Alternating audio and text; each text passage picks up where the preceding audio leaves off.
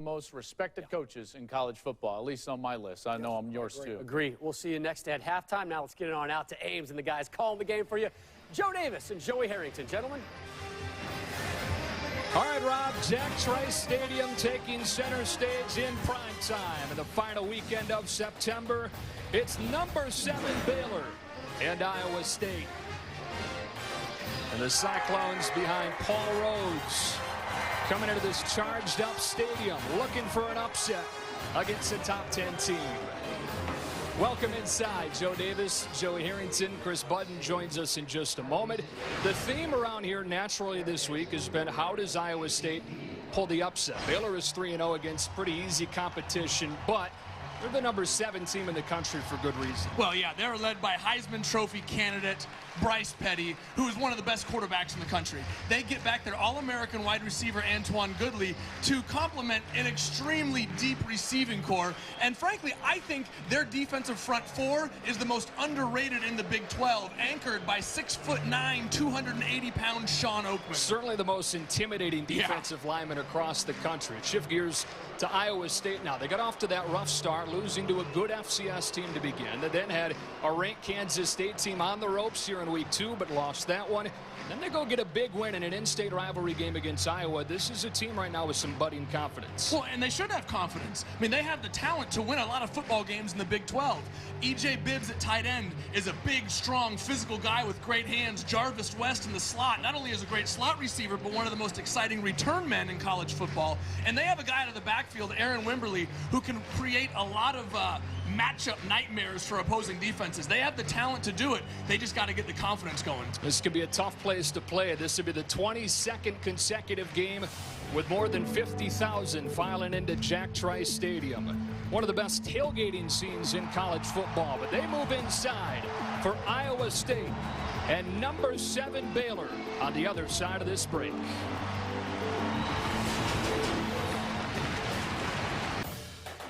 A little less than 2 hours ago, gates opened. The students filed in as soon as they did, saving up those seats and getting revved up for number 7 Baylor and Iowa State. They were in there getting those good seats, ready to see their Cyclones take the field a couple of hours later in anticipation of this Big 12 matchup with perfect weather in the mid-70s. Normally, Baylor comes later in the schedule here to Ames, and it's normally much colder for this matchup, but perfect temperatures in the mid-70s. And we welcome in Chris Budden. Thanks, Joe. Well, Baylor's the heavy favorite coming into today, but this Iowa State team has proved that they can provide the upset. In the last 4 years, they've beaten 4 ranked teams.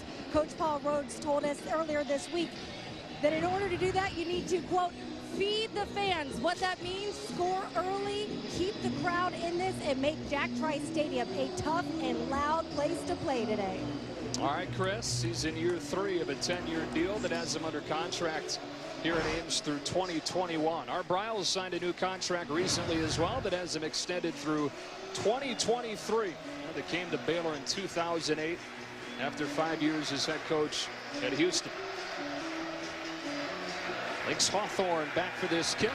Baylor won the toss and will receive this one from Cole Netton. Hawthorne to take a knee. Baylor to start at the 25. And 3 things we need to know when the Bears have the ball. Well, number 1, Baylor's going to score. I mean, this offense is, well, it is the best in the country at scoring the football. They're going to put it up in the air early and often. Second, Antoine Goodley coming back to complement the young freshman K.D. Cannon. This receiving core is probably the deepest top to bottom that you'll see. And on Iowa State's defense, keep an eye on number 58, Corey Morrissey. This guy's going to be all over the place. He's a high-effort player, wonderful defensive end, really anchors this Iowa State defense. It's a defense that's improved with each game, but certainly facing a unique challenge in this one against the nation's top offense, averaging 59 points a game. They start from the 25 with a play-action pass, and it's behind K.D. Cannon with the coverage from Kamari Cotton-Moya. Well, Bryce Petty has only played in 5 quarters this season. He suffered 2 broken vertebrae in his lower back in the first series of the year against SMU. Missed the second half of that game and all of game 2. That's in and out of the hands of Antoine Goodley, who's seeing his first action since game 1 as well. And an early 3rd down and 10. Well, Joe, we just saw on the first two plays, Corey Morrison comes around the edge, puts pressure on Bryce Petty, who, like you said, hasn't seen a lot of action this year. Next play throws to Antoine Goodley. First action back, drops the ball. Baylor needs to settle down. Four-man pressure picked up underneath Cannon, trying to run away, but Cannon, it's Luke Knott helping Iowa State force a 3-and-out on Baylor's opening possession. And that was as good as you can play Baylor. Iowa State did a wonderful job on defense. Play number one, like I said, Morrissey putting pressure on the on Petty from the backside. Number two, the drop. This time it's just a wonderful play by Luke Knott chasing down the freshman KD Cannon. Jarvis West, the nation's top punt returner through a few games this season, waits back on this one from Spencer Roth. Special teams, a phase where Iowa State, at least statistically, seems to have a distinct advantage. Paul Rhodes knows they need to win this phase to have a shot.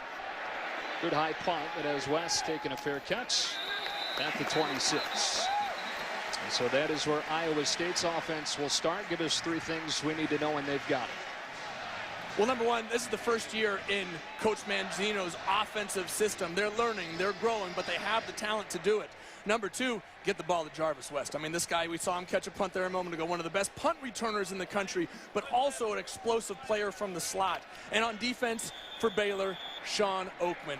This young man, 6'9", 280-pound defensive end. He just wreaks havoc in opposing backfields. Yeah, one of the top defenses in the country through 3 games, but totally untested so far.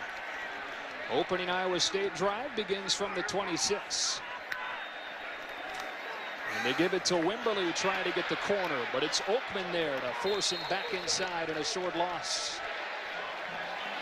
Iowa State's offense has made strides each week so far, trying to take another step forward in Mark Mangino's first season as the OC, former Kansas head coach.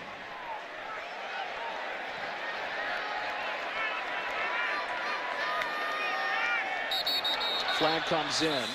Looks like Oakman got a head start. Was he coaxed off? Ball start. Offense, number 72. 5-yard penalty. Second out. It's a left tackle, Brock Daigle. There's Mark Mangino. First season at Iowa State. He spent the first game up in the booth, but said that didn't last long. Came down for game 2. Head coaching background, said he needs to be down on the sideline, able to teach, looking at the eyes of his players as the game goes on. 2nd and 10. It's Wimberly again. And not much room against the interior of that Baylor defense, which again has posted good numbers through a few games, but not against very good competition. Bo Blackshear making the stop on Wimberly. Iowa State looking at a 3rd down 11. Rush defense, one of the best in the country, and so far Iowa State's rush offense has not been good.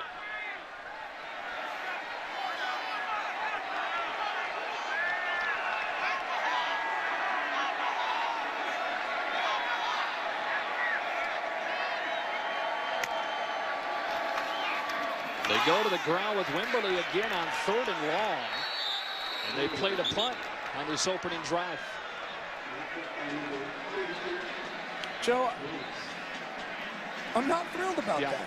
I mean, I can understand trying to be a little bit more conservative in your own end, but I can't understand it. That's exactly right. If you're Iowa State and trying to knock off the number 17 in the country, you need to throw this football. You need to try and make plays, and you just can't concede to give the ball back to Baylor's offense, which can score at will.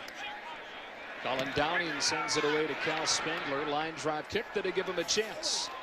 A dangerous sliding catch, and then contact after the whistle, but no flags come out. So a 3-and-out for Baylor's offense on the opening possession. Bryce Petty, one of the nation's top quarterbacks, will lead Baylor back out there again when you come back. The Fox Game of the Week is presented by the Crete LED Bulb, and this week it's in Ames, Iowa. They started playing night games here with temporary lights in the 80s. Did that all the way to 2002 before they put in these permanent lights.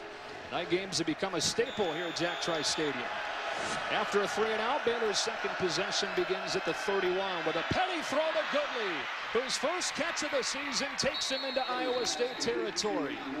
Beat Nigel Tribune for a gain of 33 and a first down. Joe, we said it just a second ago. You can't afford to run the ball on 3rd and long and give it right back to Baylor, who can strike just like that. Right back on the ball with play action. And a throw to Coleman, but a whistle.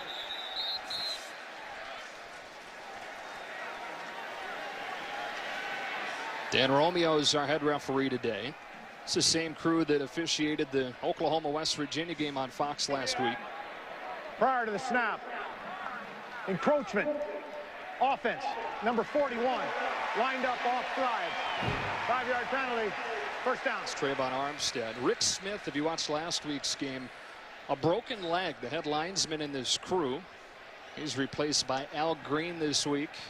They continue to rotate in different head linesmen until Rick Smith is healthy enough to rejoin his crew. So after that penalty, first down and 15 from the 41. Another play action pass, and this one flutters out to Coleman for his first catch of the season. Baylor, the top offense in the country, and they've done it without 4 of their top 5 receivers coming in. 2 of the guys they got back tonight have catches on this drive in Goodley and now Coleman. Second down and 9, another quick throw. It's Hawthorne with the adjustment. And a shoestring tackle from T.J. Mutcherson, but not before Hawthorne gets a first down to the 25. And Joe, Bryce Petty, after those first couple shaky balls on the last drive, looks really sharp. Doesn't show any ill effects of that back injury from a couple weeks ago.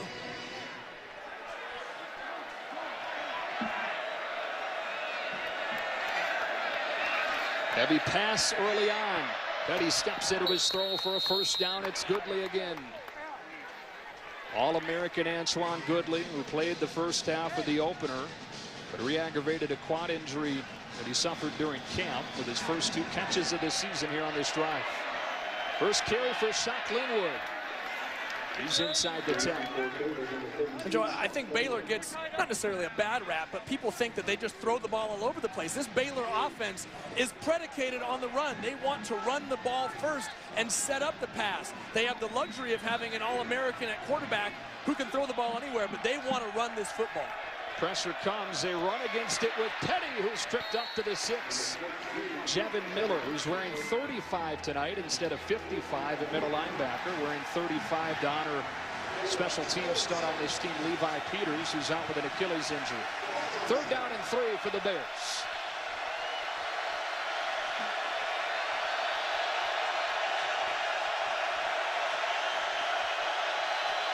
Plenty of time on the play clock for Petty.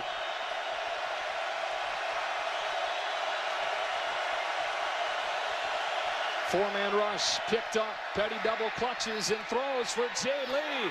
And a flag comes out. Richardson was in coverage. Who will it go on?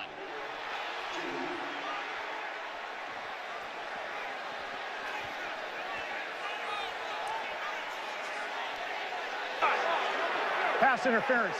Defense. Number 4. Penalty occurred in the end zone. Ball be placed at the 2-yard line. First down. Joe, look at this. What Bryce Petty sees is what looks to be an all-out blitz. No safety in the middle of the field. He thinks he's going to have a quick slant inside. Instead, Iowa State bails out and covers that slant, has to go back outside, and is lucky to draw a pass interference call. Iowa State did a really nice job of disguising what looked to be an all-out pressure and dropping out underneath the slant route. And then what Petty saw was a 7-inch advantage on the edge for Jay Lee against the 5'8" Sam Richardson. So first down and goal for the Bears now at the 2. And it's Linwood downhill for the Baylor touchdown. Petty perfect on the drive to get him inside the 5, and then Linwood caps it off with a touchdown run.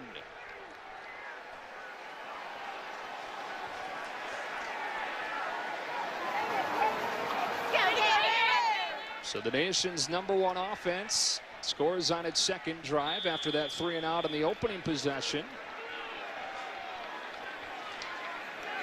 And Chris Callahan on for the extra point. So the Bears march down the field and take a 7-0 lead on the Shock Linwood run. It's 7-0 in Ames.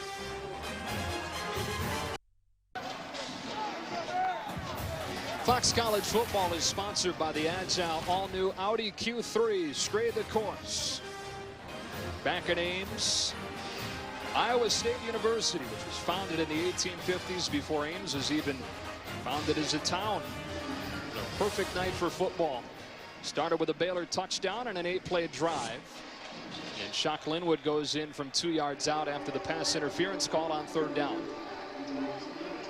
Well, in Iowa State, who had done a wonderful job of getting Baylor off the field on their first drive, had the momentum, had the crowd, and then ran the ball 3 straight times and essentially just gave it back to Baylor, who took it down the field and scored. And now Iowa State must regain this momentum. Short kick taken by Wimberly at the 13. And Iowa State will have good field position starting at the 28-yard line.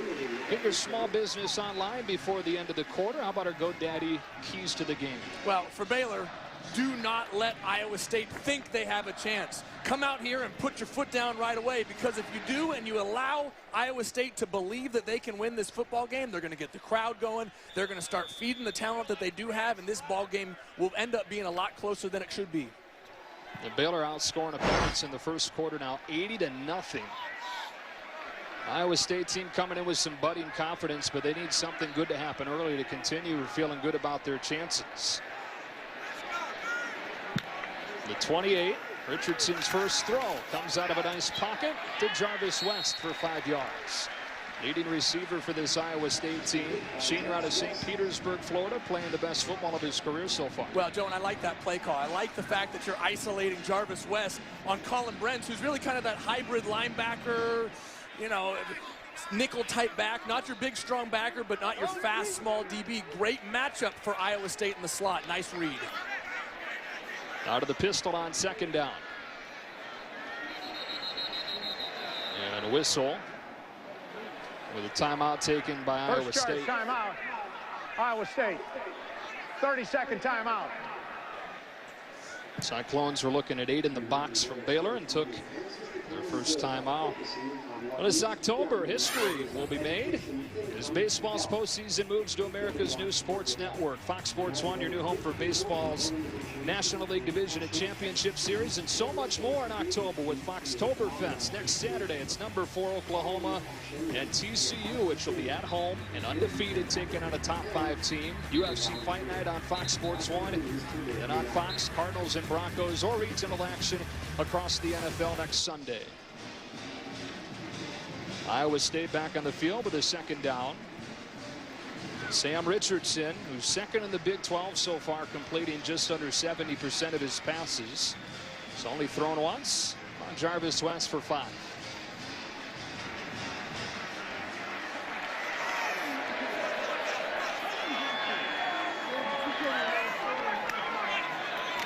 Option into the short side of the field. Baylor rallies, and no chance for Devondrick Neely to turn the corner. No gain. Time now for a Lowe's Never Stop Improving game break with Greg Wolf. All right, thanks. Let's go to Tiger Stadium. Number 17, LSU trying to bounce back after being upset by Mississippi State last week.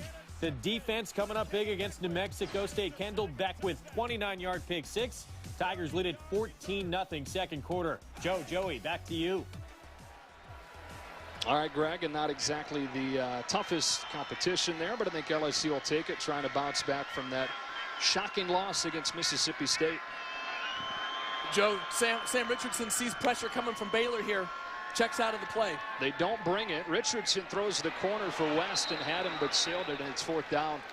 And Joe, what Baylor did there is they walked all their linebackers up into the line of scrimmage, gave Sam Richardson the idea that pressure was coming.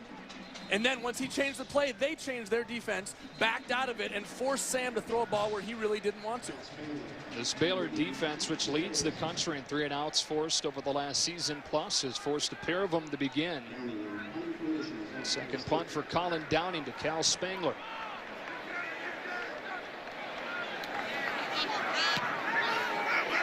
Another line drive kick. Spangler with a fair catch. Baylor with the ball at the 24 with a 7-0 lead against Iowa State in the Bears' Big 12 opener, taking on upset-minded Cyclones.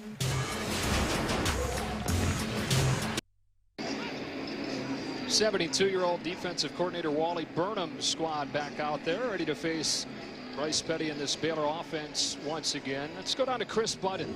Well, you guys talked about Bryce Petty's injury, and what he did was he fractured 2 small bones in his back. So he's playing with some extra padding today. He normally wears 2 pads on his obliques. Well, he's wearing an extra one on the back. He wore it in that Buffalo game, and he told us that after taking a couple hits in that Buffalo game, he knew he was ready and he was back. And he played only 5 total quarters over the first 3 games with that injury, Chris. It's been pretty sharp so far today, and starts this drive with a play-action shot for Goodley, who's got it down the sideline into Iowa State territory. Beating the safety Kamari Moya for 42 and a first down. It's almost just pick your poison here with these Baylor wide receivers. Do you cover Katie Cannon, who's the 3rd leading receiver in the country right now, or do you cover the All-American Antoine Goodley, who's back from injury? You can't be right against Baylor's wideouts. Another pass play. Yeah, throws across his body to Goodley again. One of the more explosive players in the country has another first down. TJ Mutcherson with a tackle on Goodley. He played the first half of that opener against SMU, but sat out the second half. Sat out the next 2 games, and already 4 catches for him. Here in his first quarter back from that quad injury. As soon as the official marks it ready, Baylor back to work. Coleman climbs the ladder to pull it down from Petty. 2nd and 4.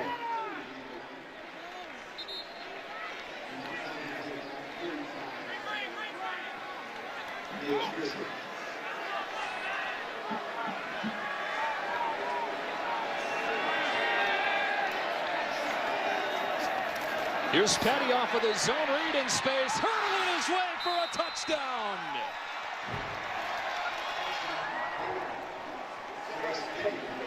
In the blink of an eye, the Bears march it down the field and score in highlight fashion from Petty. Joe, you think of Bryce Petty as only a guy who can throw the football? He led the Big 12 in rushing touchdowns last year with 14 of them. Not a whole lot like that. But the young man can still run the ball at 230 pounds. Great decision by Bryce Petty. Like Chris just told us a moment ago, he had some worries going into that first game back from the back injury against Buffalo a couple of weeks ago. Wanted to see how it would feel taking hits and running. Wanted to see how it would feel throwing on the run. Seems to be just fine and hurdling his way into the end zone. It's 14-0, number 7 Baylor.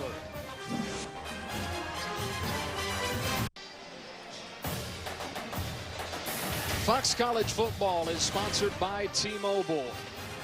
That's a Memorial Union here on the beautiful campus of Iowa State University. It's been all Baylor so far, though, 14-0. And in true Baylor fashion, lightning quick. 75 yards in 4 plays. It took less than a minute. It's already the 10th scoring drive this season that lasted less than a minute. Petty with a hurdle and a 16-yard touchdown. Now Iowa State in a spot where they're in need of a response in a hurry. Facing a team that averages 60 points a game, it can get away from you quickly.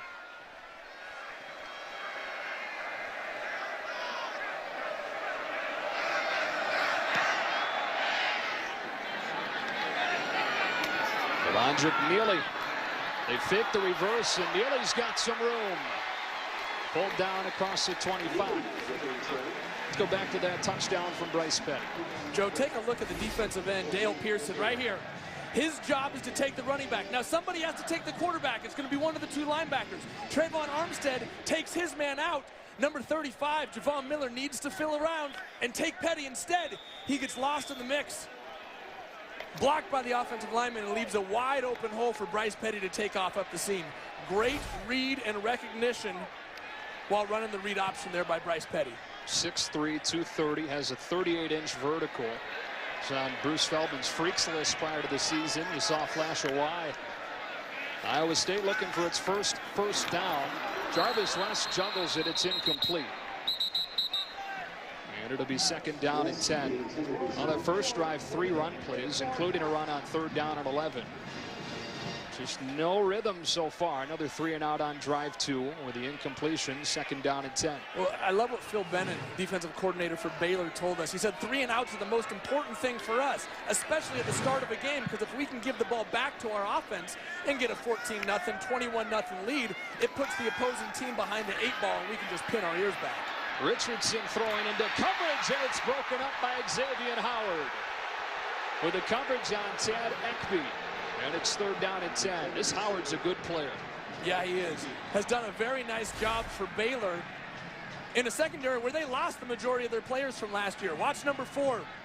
Great coverage down the field. Keeps his hands off-ish until the ball gets there. Yeah, enough to make a case. Exactly, but not enough to draw a flag. And so 3rd down and 10. Only 4 in pressure. Twist is picked up, but the pocket collapses, and Sean Oakman gets home for the sack.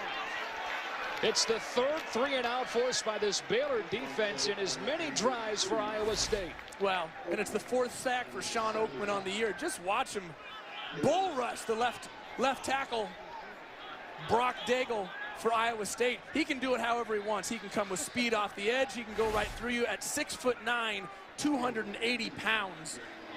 And with as explosive as he is, he can just do it any way he wants. Phil Bennett recruited him while he was at Pitt.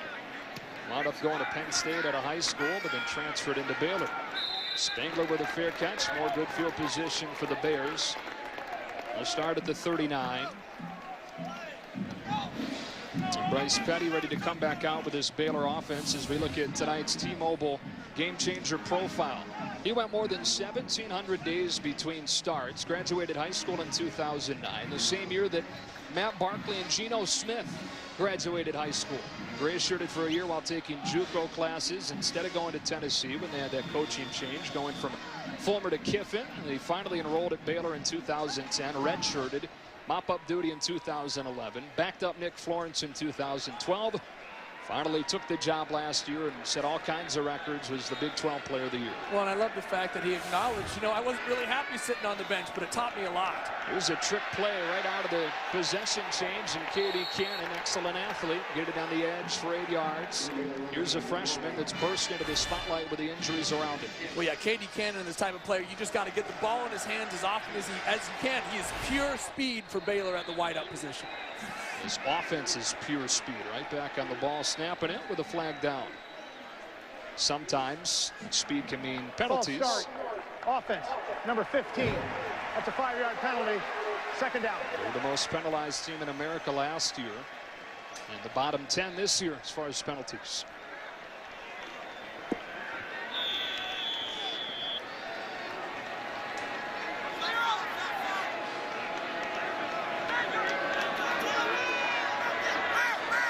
Petty started 0 for 2. He's completed 8 in a row. And against a 4-man rush, slides in the pocket and hits Cannon. Can't run away from a rallying defense.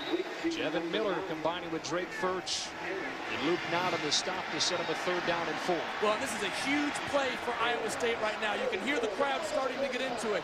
You need to get Baylor off the field right now and continue to feed the crowd like Coach Rhodes said. This is a big play for Iowa State. Only 3 down linemen for the Cyclones. On the speed out through the hands of Coleman. And with a bit of help from Baylor, Iowa State's defense going to get the ball back to the offense. Well, Jonas, a little bit of a lazy route by Coleman there. He was running a choice route, so he had the option to come in or out. It almost looked like he hesitated a moment. Watch him in the slot. Going to the outside, just gets a little bit slack with his hands, takes his eyes off it for a minute. With Bryce Petty as your quarterback, who's throwing the ball as hard as he does, you got to be ready at all times. Looked like a guy that hasn't played yet this year. Well, that's a good point. Which he is.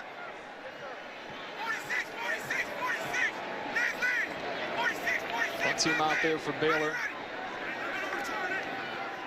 Spencer Roth sends it away. Jarvis West, who's taken one back this year, takes a fair catch inside his own 10. Let's take a look at the KFC stat comparison as his first quarter winds down inside of 6 minutes. Iowa State's offense gets ready to come back out. How about this? This is per game for Iowa State, a little more than 300 yards, a little more than 20 points. Per half for Baylor, more. It's really incredible what Baylor has been able to do, not just this season, but over the last 3 years, or even over Art Briles' tenure here at Baylor. They have been an explosive offensive team ever since Art Briles arrived in Waco. So far, defense has been as big a part of the story as the offense has. And Devondrick Neely with a first down touch. Some hard running for a couple of yards. Iowa State still looking for its first down. You know, when your defense is going up against the top offense in the country, that's going to hurt. Handing the ball back to that Bears offense so quickly.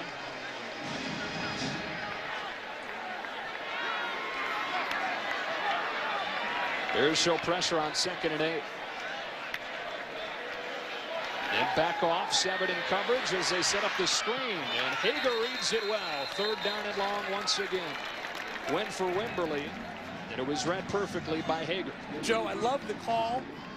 I love the idea of running a screen to draw the Baylor defense in, which is so aggressive. But Sam Richardson needs to get the ball out of his hands. He needs to throw that screen a moment earlier so that Bryce Hager doesn't have a chance to recover and come in and make the play. Yet another 3rd down and long for Iowa State. All 11 men within 7 yards of the line of scrimmage. Richardson notices. And looks at pressure on 3rd down, trying to beat it down the sideline with the freshman Lazard for a first down. Alan Lazard, one of the most highly touted recruits over the last few years out of this state, pulls it in for 26. Right here up top, Joe. Lazard, 6'5", 221 pounds, just goes up and makes the play over the top of Ryan Reed. You can't defend against height sometimes. Normally they've had Xavier Howard, who is 6 inches taller than Reed is, covering Lazard, but not on that play. Against a 3-man rush, 8 in coverage, so tight windows. And Howard makes a break on the ball. I referenced it right before the play that he had been shadowing Lazard around the field, and you see why. Well, Sam Richardson gets flushed out of the pocket to a little bit to the right, has his man Lazard open, throws it a touch behind him. It's tough rolling to your right and throwing back across your body to his left. He did a nice job of setting his feet and cutting it loose just a touch behind him. All 11 now within 5 yards of the line of scrimmage. Just daring Sam Richardson. Well, and what Baylor does is they get him to check out of the play. Now watch Baylor's defense. Bryce Hager makes the call and checks back out. They bring heat. Richardson tries to beat it again. Howard with the coverage on DeVario Montgomery, and a flag comes in.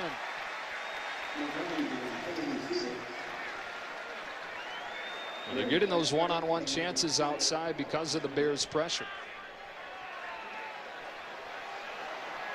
For the first time in this game, have been able to take advantage of it. See what the call is from Dan Romeo. Pass. Holding.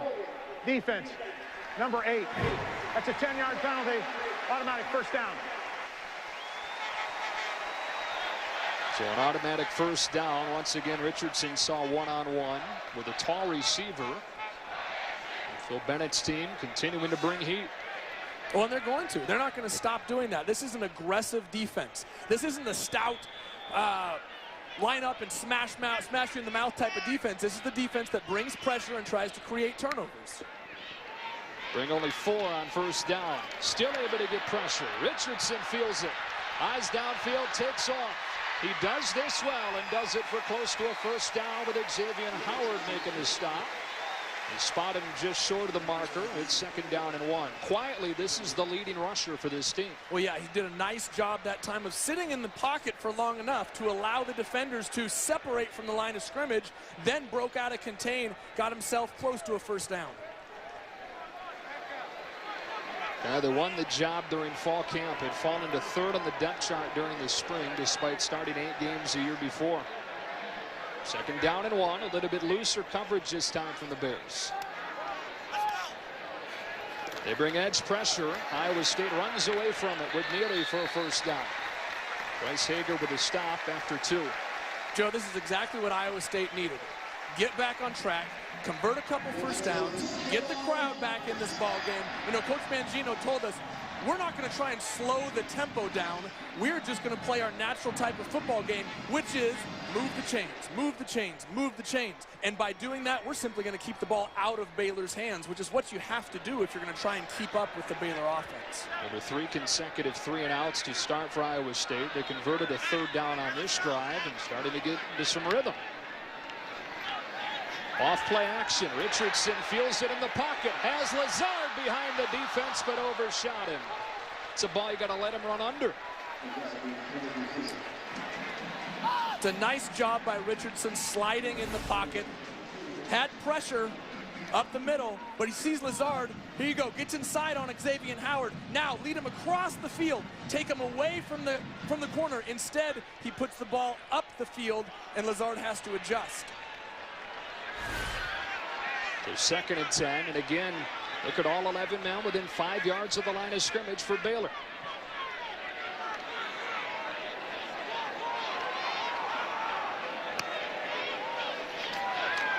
Richardson looks at one-on-one with a back shoulder, has the first down. That's Deverio Montgomery, the USF transfer, with his first catch in a Cyclone uniform. It goes for 26. Well, watch this. Great recognition by Sam Richardson. You're going to see the defender's back. Ryan Reed never gets his head around. The quarterback sees that, says, I'm simply going to throw it behind him. Good placement. You're seeing a lot of quarterbacks throw that ball on the back shoulder now to take advantage of the aggressive DBs. Heck of a fight for Montgomery after the catch.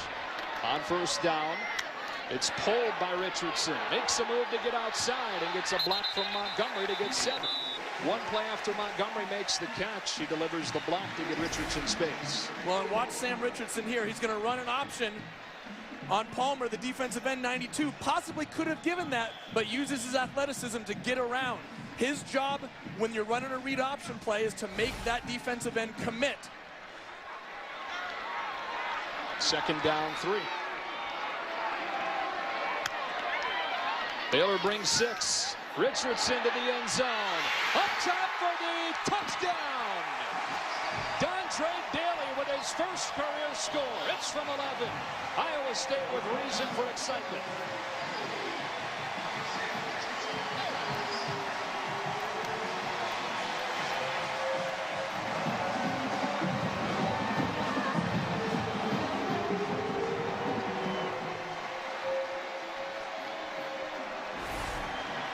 Well, Joe, this is the 3rd time you've seen Iowa State throw this deep ball. This time on Xavier Howard. The first 2 times on Ryan Reed. I think you're starting to see what their mindset is. Throw the ball high to these big wide receivers. Well, if you're going to continue to get one-on-one outside with the pressure that Baylor's bringing, why not? First time they've targeted the sophomore from Tarpon Springs, Florida. One of the guys they're counting on to step up with the injuries at wide receiver. Iowa State on the board in a 14-7 game. Dontre Daly's first career touchdown. As Iowa State on the board in a 14-7 game. Lynx Hawthorne bringing out of the end zone for Baylor. Hawthorne out to the 19-yard line. Well, they didn't go to a review on that touchdown catch, but as we bring in our rules expert Mike Pereira, maybe they should have stopped play and taken a look at it closer. Well, I know one thing. When I looked at it live, I said they got to stop that. But then looking at the replay, watch the left toe get down first before the right foot. So it is a touchdown, but that's extremely close. Yeah. And to me, you got to stop that when it's that close. All right, Mike, we appreciate it. It stands as a touchdown for Daly, his first career touchdown reception. Mike Pereira, who has one more hole-in-one than I do in his career after this week, delivers the goods once again. So Bryce Petty in this Baylor offense back to work with a play-action pass and a double move that has Goodley streaking free, but it's overthrown. That's a touchdown if Petty puts it on him with a flag down back at the line of scrimmage.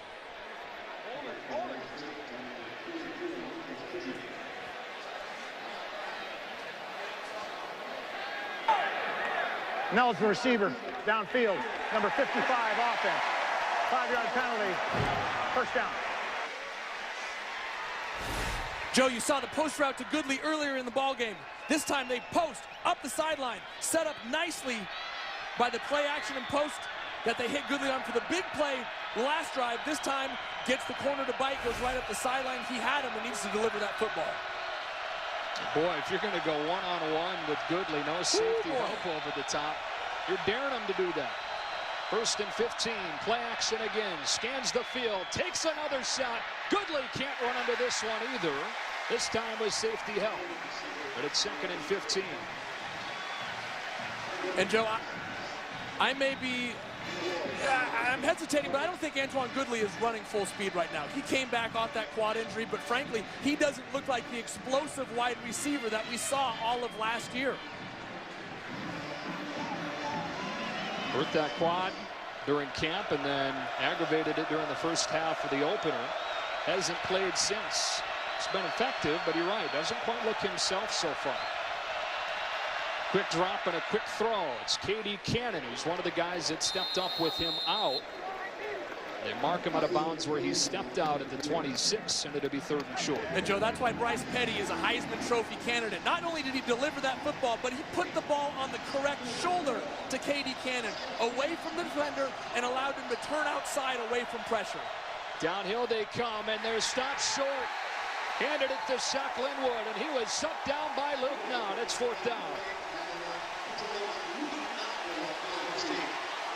And so far, Baylor's offense still on the field. They just now decide to bring the punt team out. Watch Luke Nunn here, number 21, come in and make a nice tackle.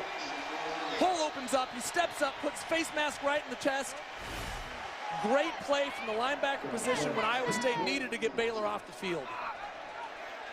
The nation's top punt returner, Jarvis West, waits back on this one from Spencer Rawl.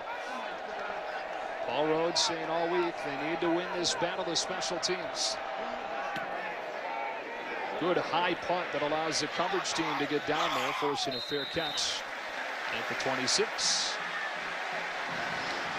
Fox Sports Supports is proud to team up with Boys and Girls Clubs of America. Boys and Girls Clubs help young people to reach their full potential as productive, caring, and responsible citizens through programs that promote character and leadership, education, healthy lifestyles, and more. For more information, visit foxsportsupports.com.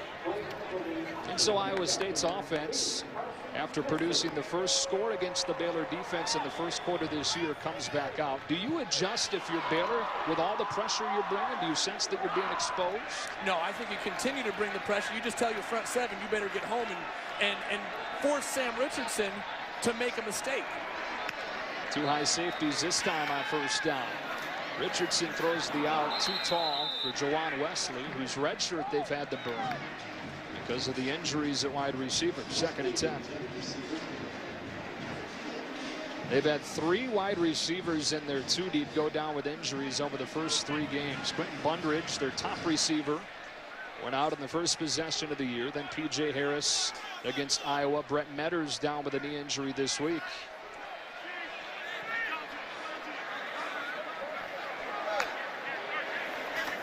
It's Wimberly. Blackshear was on him.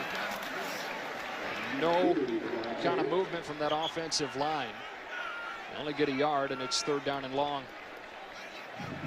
Wide receiver was no doubt a strength of this Iowa State team coming into the season. They've needed all the depth. Bundridge, Harris, and Metters all out for the season with those knee injuries. Metters is a guy that had stepped in for Bundridge and Harris last week and had his best career game. On 3rd down and 8, twist up front, collapses the pocket. Richardson runs away from pressure, has a seam for a 1st down. Sam Richardson scrambles for a dozen to convert on 3rd down. Well, Joe, that Baylor front 4 did exactly what we talked about. They got pressure. They got into the backfield of Iowa State. But the one thing they didn't do is contain Sam Richardson.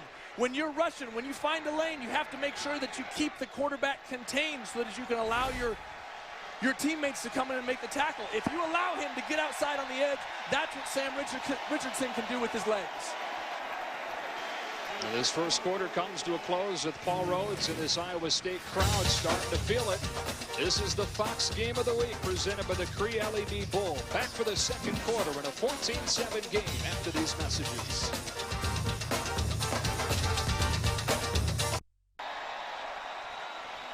'22nd game with more than 50,000 here at Jack Trice Stadium, where they've been playing night games since the late 80s when they had temporary lights that they bring in here, and it became such a popular thing with the fan base. They continued to bring in the temporary lights before putting in permanent lights in 2002. 2nd quarter begins with a 1st down at the 41. Here comes E.J. Bibbs in motion, the tight end they've not gone to yet.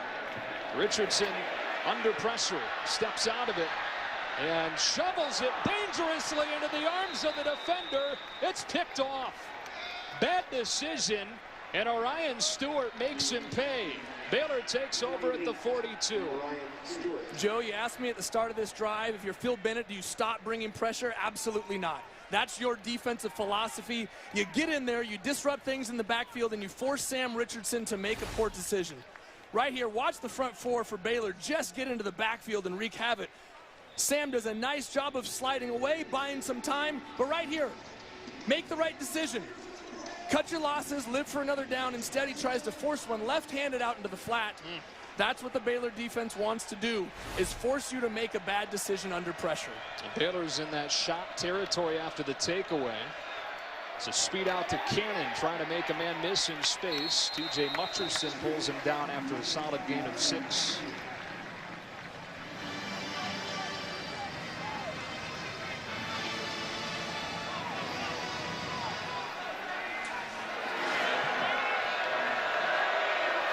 Pressure comes, Petty looks into it, then goes the other way to Coleman. He slips a man for a first down up to the 29. They'll spot him at the 30 with a gain of 5. Quite a swing and momentum to begin this second quarter. This place was rocking after the third down pickup finished the first. Petty already with a rushing touchdown. Keeps it to the 25. Make Corey Morrissey miss, but not Luke Knott. 5 yards, 2nd and 5. Well, and it was a nice job by Luke Knott. After allowing Bryce Petty to take it in for the touchdown earlier, when you play against a team that runs the read option, you have to have somebody take the run and somebody take the quarterback. Good job of assignment football. Coleman makes Richardson miss and takes it in for the touchdown from 25. They had one-on-one coverage and took advantage. Richardson took a chance and whiffed. And Baylor's back in front by 2 scores on Coleman's first score of the year. Well, Joe, and it doesn't matter whether it's Corey Coleman, Antoine Goodley, K.D. Cannon, Bryce Petty. They've just got so many weapons on offense, this Baylor football team does, that you can. Bryce has the luxury of distributing it anywhere he wants. And Coleman, who missed the first 3 games of the hamstring injury, figured to be a big part of this rotation this year and probably will. It's just taken a few games for him to get healthy. Baylor takes advantage of the takeaway on the first play of this second quarter. Back in front by 2 scores. The Fox Game of the Week is presented by the Crete LED Bowl. Back here in Ames. Is that a bear that he's got in a trap? Baylor doesn't even like corn. Everybody likes corn. You have to, right? Aaron Wimberly back to receive this kick. Well, Iowa State had the crowd rocking to start this second quarter. But Sam Richardson with a poor decision, getting picked off on the first play of the quarter. And Baylor wasting no time making him pay for it. Wimberly backs into the end zone, and we'll take it in. We'll take this chance to check in with Greg Wolf for a game break.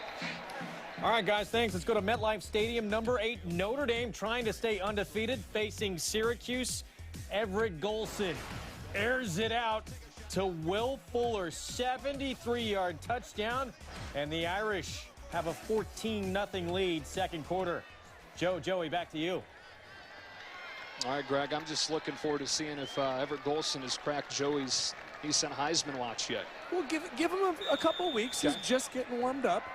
You know, it's still early in the season. We're just trying to give everybody a little bit of exposure. But, boy, what a season he's having coming back for Notre Dame. Throwing that deep ball well. Hope to George Whitfield during his time away from the program. Trying to get Notre Dame to 4-0.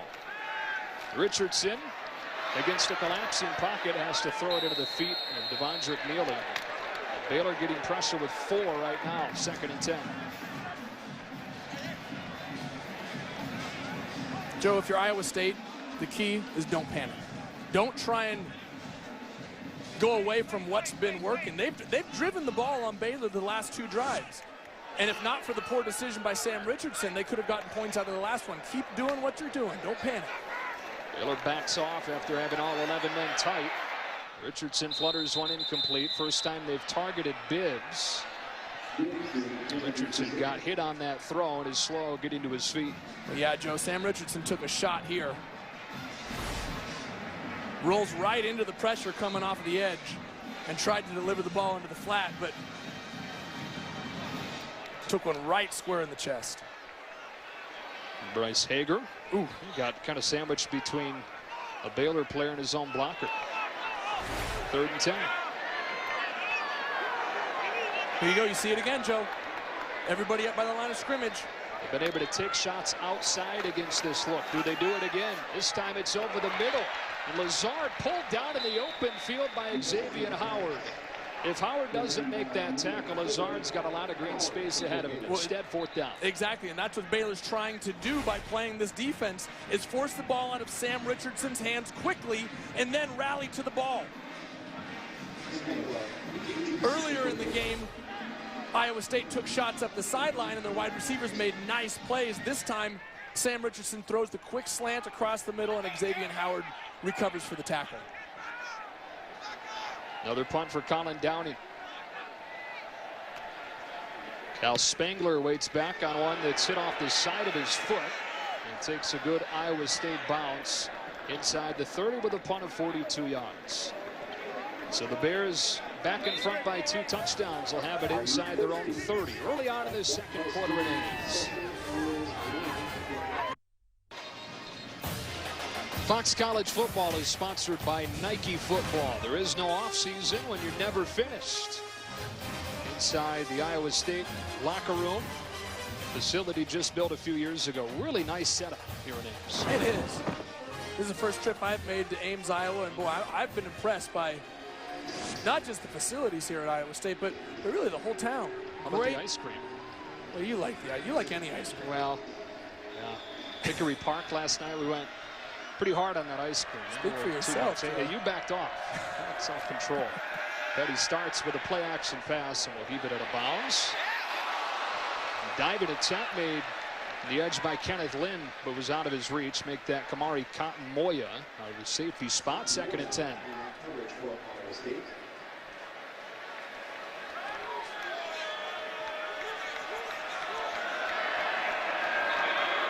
Here's Linwood trying to get outside. It gets around Drake Furch. Jevin Miller up from his middle linebacker spot. Good rallying speed to shove him out after a short gain, and it's 3rd and long. Joe, here you go again. A chance for the Iowa State defense to get Baylor's offense off the field. This crowd has not gone away. This crowd is rallying behind the Iowa State team. A big opportunity to keep the crowd in it. Baylor yet to convert on 3rd down in 3 opportunities. Joe, look how deep these safeties are for Iowa State, playing almost 15 yards back. Wanting to keep everything in front of them and not allow a big play. 8 in coverage on 3rd and long. They bring heat late. Petty across his body for Goodley, who pulls it in for a 1st down. What a play by Petty to get rid of it. And an excellent play by Goodley as well to pull it in. And so difficult. We saw earlier Sam Richardson roll to his right and throw a ball back across his body that was a little behind his receiver. This time, Bryce Petty puts the ball in front of Goodley. That's why he's an All-American. Quickly to Katie Cannon on 1st down. Yeah. Gets his hands under the football. Even if it wasn't, Baylor's so fast on the ball snapping it, you don't have time to review it. 2nd down and 8. Play action for Petty, who delivers the slant into the arms of Mutcherson. T.J. Mutcherson with the interception. But he loses the ball right back. Jevin Miller dives on it at the 49. And somehow, at the end of the play, it's Iowa State football. 2nd Cyclone takeaway of the season. Both of them coming on picks from Mutcherson. Wow. And Joe, Bryce Petty had thrown 40 touchdowns against only 3 interceptions his entire career. That time, just a bad break. Put the ball right in front of his receiver, right off his hands, and into the belly of Mutcherson. First interception in his career on 1st or 2nd down. Nice job of being aware. Pitch links Hawthorne right in the hands. Ball bounces right into the belly of T.J. Mutcherson. And a lot of times it's a tough catch to make because the ball is deflected, changes direction. Great athleticism, way to cut back. Now just hold on to the football and make it a little bit less nerve-wracking. See if Iowa State tries to go over the top here after the takeaway with a first down at the 49. Instead, they go to Wimberly, who slips down in the backfield. And Iowa State just with nothing doing on the ground game outside of the scrambles from Richardson.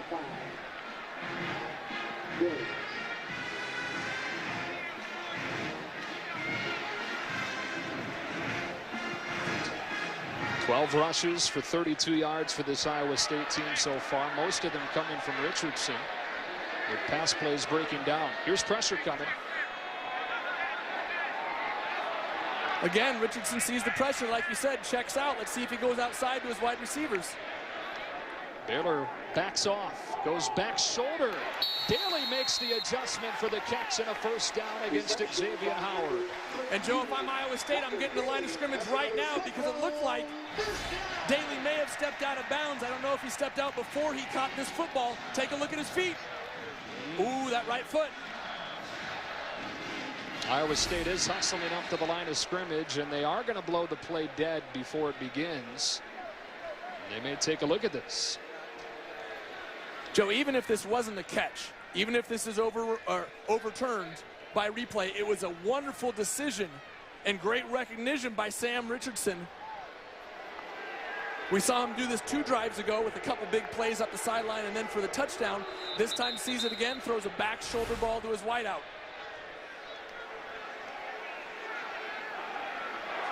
Result of the play was a catch with a first down.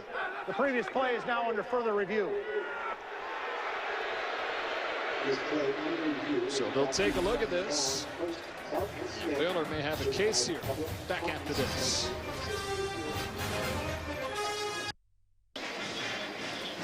All right, so during the break, they confirmed this call as a completion. Bring Mike Pereira in. Mike, what'd you think of this call? I agree. Watch the left foot just before the right foot hits. So that left foot touching first, you know, makes everything mute after that. So it is a catch, and it's right when the ball arrives. So I actually like the confirmation. It was the 1 foot in question. When you're backing up, it's got to be toe to heel all in bounds. But that front foot was down entirely in bounds, like Mike said, making it a moot point with that second foot. So a first down and a pass play. Richardson gets sacked by Palmer back at the 44. Jamal Palmer stood out to Mark Mangino on film, and a guy that the Baylor staff thinks has a chance to be a great player gets his first sack. Well, yeah, he doesn't get the attention because of the big presence on the other side, Sean Oakman, but Jamal Palmer, really one of the most under-the-radar guys on this Baylor defense. Nice job of getting into the backfield. On the last drive, he allowed Richardson to break contain, to get around him to the outside and convert the third down with his legs. This time he just collapses the pocket and makes the play by himself. Honorable mention all Big 12 last year despite not even starting a game. 2nd and 14. Here's a screen for Lazard, and they're all over it. Ball popped out, it's incomplete. Xavier Howard, who's been picked on somewhat early, is all over Lazard, who looks to be banged up. But help to his feet. 3rd down and 14. Hey, Joe, watch here. Howard is up in press coverage, and if you're going to throw this quick screen, you have to go out and block him. The slot receiver for Iowa State must come out and get that block if you're going to throw that ball quickly against the tight coverage. Richardson just 6 of 17. Taking a shot. Daly lays out but can't pull it in. Had gotten a step on Howard with a throw out in front of him, and it's 4th down and long, bringing the punt team onto the field. Those are the kind of throws, if you're going to pull an upset, you've got to be able to connect on. Yeah, that's right. But I like the decision making on this drive from Sam Richardson. Even in the sack just a moment ago, he didn't try and make some out of this world play. He took the sack, lived for another down, got his shot down the field. He just needs to convert on it. But I like his decision making on this drive. Yet another punt for Colin Downey. It's a short one, and it's pulled in at the 14-yard line. It was actually Holden Kramer punting that one instead of Downey. Iowa State making Baylor work. A 21-7 game midway through the 2nd quarter in Ames.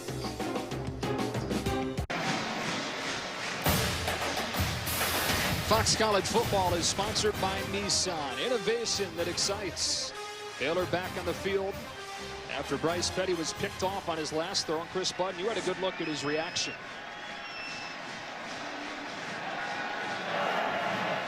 I had a hard time. Never shouting. Seemed pretty calm, never shouting, and he really was his usual Bryce Petty self, which, Joey, you got to love that out of the Heisman hopeful. Interception? What interception? Yeah, right. Short memory. Short memory. Go to Linwood on first down, and he spins his way free for a pickup of 5. He's contacted at the line of scrimmage. Still able to get a solid gain. And, Joe, I think Baylor needs to run the football more. Shock Linwood, that's only his 5th carry of this ball game. And Baylor's offense is one of the best at running the football. Here's Coleman slipping a tackle. And thrown down across the 30 with a first down. Coleman already a touchdown in his first game of the season after missing the first 3 with a hamstring injury.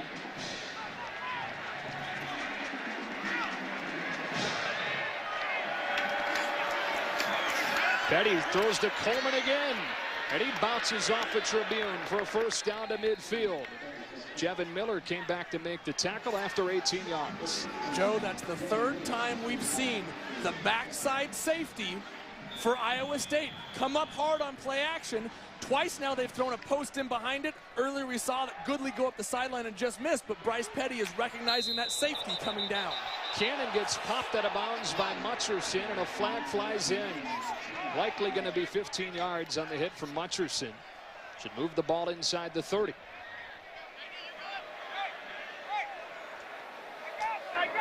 After the runner was out of bounds, personal foul, defense, number 22, unnecessary roughness. 15-yard penalty, first down.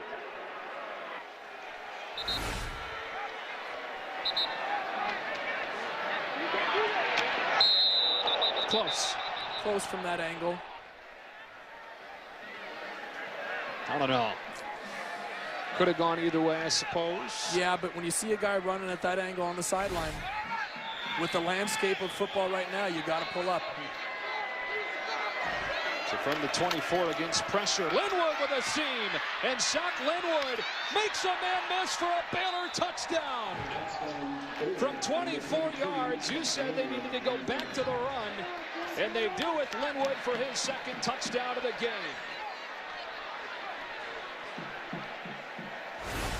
Joe, Baylor is at their best when they're running the football, when they have a balanced attack. This time, Shock Linwood, against the backside safety pressure that we just talked about a minute ago, cuts inside, gets into the Baylor secondary, and then gives the safety a little shake to sneak into the end zone.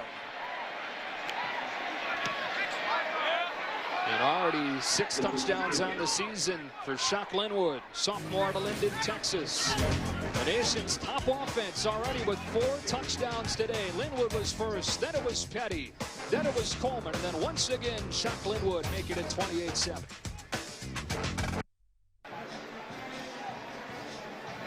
The Fox Game of the Week is presented by the Cree LED Bulb. And after Iowa State down 2 touchdowns, they're driven it into Baylor territory. They get stopped, have to punt it away, and in the blink of an eye, 1 minute, 2 seconds to be exact, Baylor's in the end zone again. Well, and that's what Baylor does. You have to take advantage of every single opportunity with the football because they are so explosive on offense. Spencer Evans handling the kickoff duties today for the Bears. This one's short, taken by Winderly. Out to the 25-yard line. We go back to that touchdown from Linwood. Joe, this is the 4th time we've seen they're bringing pressure off this backside, which vacates a hole over here. 3 times they tried to attack it with the post route. This time, they attack it with the run. It's just a matter of getting somebody into that space, and once Shock Linwood beat the pressure, he's got all the room in the world to run the football. It's about attacking the areas that the defense vacates, whether you do it with the pass, like we saw to Goodley on the post, or you do it with Linwood, running the ball there. It's about finding the zones and attacking. Iowa State back on offense from the 25, and Richardson puts it into the arms of Devondrick Neely. He's thrown down in the backfield. Lost yardage. Avion Edwards makes the tackle. 2nd down and long. It's a common misconception that this Baylor offense is all about throwing the ball. They spread you out, but they do it to run it. Well, they're running the ball for 238 yards a game this year, which is actually down a little bit from what they've been the last couple years. Lake Seastrunk, Glasgow Martin have been fabulous running backs for Baylor. Richardson fires one underneath. Incomplete for Ekby with the coverage from Edwards. The Bears are on pace right now to lead the Big 12 in rushing for a third consecutive year. And I think that gets overlooked. I mean, with all the attention that Bryce Petty, Nick Florence, Robert Griffin III, obviously winning the Heisman Trophy, have gotten to the quarterback position, people have overlooked the great job that they've done at the running back position. Like I mentioned, Lake Seastrunk, Glasgow Martin. Last year, Shock Linwood as a freshman ran for 800 yards. Third down and 12 for Iowa State. Much softer coverage this time from the Bears. They set up the screen with Neely, who had blockers in front but couldn't pull it in. Richardson knows that that play was promising. Yeah, and what they did is they took advantage of the aggressiveness by Sean Oakman there off the edge. They drew him in, allowed him. Watch him coming off the edge here. Number 2, Sean Oakman, allowed him to get into the quarterback and then dumped it over the top. Neely had blockers out front, and that could have been a big play for Iowa State. You have to capitalize on your opportunities when you have them. And Neely had a touchdown catch. The win against Iowa a couple of weeks ago. Also had a goal line fumble he was able to bounce back from. Cal Spangler back to the 30 to take this punt. 5-yard return to the 35. Time now for the Cree LED Bulb game summary. More than 300 yards once again for this Baylor offense. #1 offense in the country. And while Petty was picked, that doesn't stop the Bears from getting in the end zone 4 times. Well, like Chris said a moment ago, Bryce probably doesn't even remember the interception. I mean, just shrugs it off, comes back, and leads Baylor down the field. This is the luxury that Bryce Petty has, is even when guys like Antoine Goodley are out of the lineup, you got Katie Cannon to come in. And when Devin Chafin is out of the lineup, you've got Shock Linwood and Johnny Jefferson at running back. There are so many guys in this Baylor offense that are contributors that Bryce Petty has the luxury of going to any one of them at any time. Start this drive with Johnny Jefferson, redshirt freshman, whose carries went up with Devin Chafin banged up. Now to Killeen, Texas, a guy that offensive coordinator Philip Montgomery says has a chance to be electric before it's all said and done in his Baylor career. 2nd and 7. Back to Coleman off play action. Stumbles shy of the first down. It'll be 3rd and 2.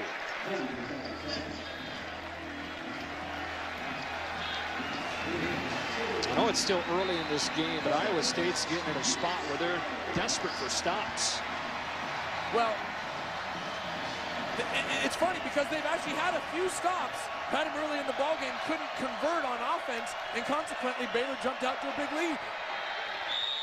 Well, Jefferson was contacted in the backfield by Miller, but still able to finish forward for a Baylor first down.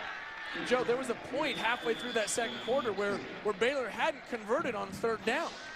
Iowa State was doing a nice job of putting them in long yardage situations, but they weren't able to take advantage of the ball when they had it. They give it right back to Baylor. Baylor quick strike for a touchdown, and now you're down 28-7 before halftime. More play action, and again looking for Coleman. He's pile driven down to the ground by Luke Nye. Well, that's the, 5th or 6th time we've seen him go play action quickly to Coleman. Well, and if you're going to play off, if the corners are going to give the wide receivers space, there's no reason why he shouldn't take it. It's the same as running the ball for 6 yards. Jefferson makes a cut in the hole, runs into the arms of Trent Taylor. Junior out of Lakeland, Florida. Setting up a 3rd down and 2 again. Well, Joe, that's what it does, is throwing those quick strikes outside. It's the same as running the ball off tackle for 5 or 6 yards. Now you're sitting in 3rd and short, and your playbook opens up completely. But again, soft coverage. They take advantage with Cannon for a first down. Mutcherson a good tackle, but it doesn't matter. There's nobody within 7 or 8 yards at the start of the play, and he needed just 2. And watch this, Katie Cannon doesn't even run a route. He just notices nobody's on him and just turns around. Great recognition. Just a quick little eye contact from Katie Cannon to Bryce Petty. Hey, no one's on me. Give me the ball. I got a first down. Petty well protected. He can run as well. And smartly slides down. for 6 yards. 2nd down and 4. Reigning Big 12 Player of the Year, and a guy that Iowa State head coach Paul Rhodes says should be the Heisman frontrunner. Into the flats quickly. It's Goodley crashing through defenders for another 1st down. Joe, did you see how quickly Bryce Petty got the ball out of his hands? And that's what Rhodes was talking to us about. Exactly. It speaks to his arm strength. It speaks to his recognition, his smarts. I mean, he's just a smart football player. Don't hold on to the ball. Get it into your receiver's hands. Such a quick release. Great recognition. Here's Jefferson. Spinning away from Furch. Jefferson went for a ride for 8 yards. And 2nd and 2. Heavy dose of Johnny Jefferson on this drive.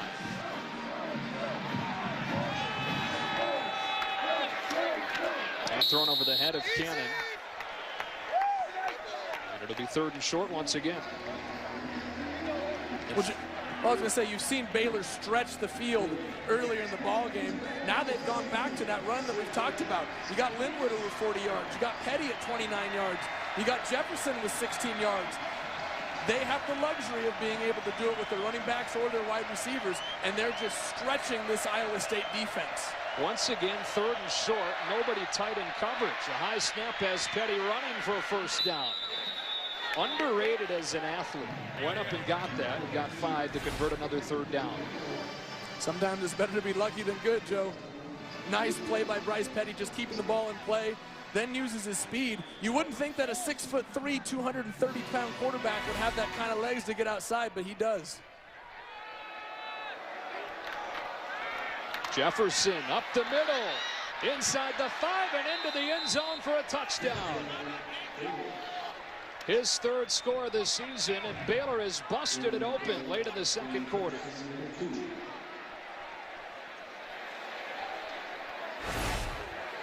Well, Joe, I feel like a broken record here. Johnny Jefferson, just the next man up. Corey Coleman, Shock Linwood, Bryce Petty, Johnny Jefferson. It doesn't matter who's touching the ball for Baylor. They're getting in the end zone. It was 14-7 to begin the 2nd quarter. Iowa State had the ball. Sam Richardson was picked off on the first play of the quarter. And it's been all Baylor since. Number 7 Bears, efficient, marching down the field. And it's Jefferson plunging in, 35-7. Coming up on the AT&T halftime, Florida State has been shaky in defense of their crown. That trend continued today. We had an overtime thriller from the SEC as Michigan hit rock bottom. We'll see you at the break.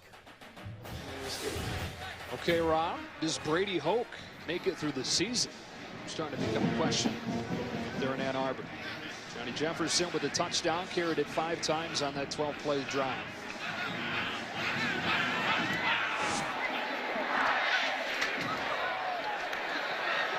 Wimberly brings it out to the 19.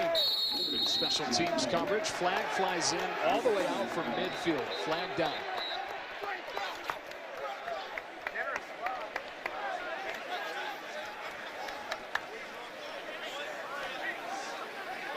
During the return, holding, receiving team, number 24, half the distance to the goal, 1st down. Time now for the Nissan Heisman Watch. And again, it's very early on. Exactly. Everybody knows about Marcus Mariota. Probably the best quarterback in the country right now. You could put Bryce Petty in that conversation now that he's back on the field. Todd Gurley with a big day today. Melvin Gordon with a huge day last week. Nobody's talking about the day that Dak Prescott had against LSU last week. Wonderful job for Mississippi State. Taysom Hill still playing well for BYU. A lot of young guys need to at least be in this discussion for the Heisman Trophy. Dangerous throw to Bibbs. A.J. Bibbs now with a reception in all 16 games of his Iowa State career. Guy that just now get involved in the offense. His first catch of the day. Yeah, he's the type of guy that needs to be involved. Big man, blocks well, but has really soft hands. You know, he's a matchup nightmare for a linebacker inside because linebackers are not natural cover guys, and Bibbs has the ability to go up and snag those footballs. Wimberly motions out. Richardson looked in his direction and it was covered, so he got what he could and set up a 3rd and short. Javante McGee with the tackle.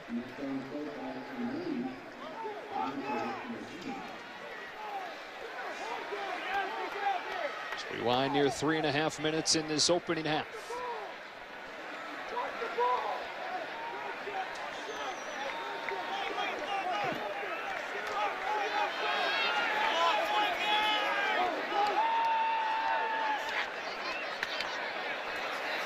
Against a 4-man rush, Richardson zings one for Daly, but it's broken up. Or good defense from Xavier Howard, bringing the punt team onto the field on 4th down. Well, Joe, there's the difference between what Iowa State has been able to do and what Baylor's been able to do. Antoine Goodley goes down and makes that catch to keep the drive going for Baylor a moment ago, and they turned it into a touchdown. That time, Iowa State, tough catch. I mean, I'm not saying it's not a difficult catch, but those are the plays that are difference makers. If you convert this first down, you keep the ball moving, you don't give it back to Baylor. Those are the kind of plays that you need to make if you want to win these ball games. Line drive kick. Bounces across midfield. And it's a punt of 40 yards. Baylor will take over at its own 41. This October, history will be made. Baseball's postseason moves to America's new sports network, Fox Sports 1, your new home for baseball's National League Division and Championship Series. And it all begins on Friday. The Nationals running away in the East with a 17-game lead. St. Louis, it appears, going to hang out in the Central. So the Pirates, the Giants right now set up to play that wild card game. Folks around here excited about Kansas City Royals, first postseason appearance in 29 years. Kind of a mix of Cardinals, Royals, Cubs fans in this area. Is George Brett still playing? He's gone now. He's gone? Yeah, he's not there. How about Dan Quisenberry? Not there. No, okay. Petty with all kinds of time. And Goodley streaking deep. Broken up at the last moment by Kenneth Lind. Petty knows he almost had it.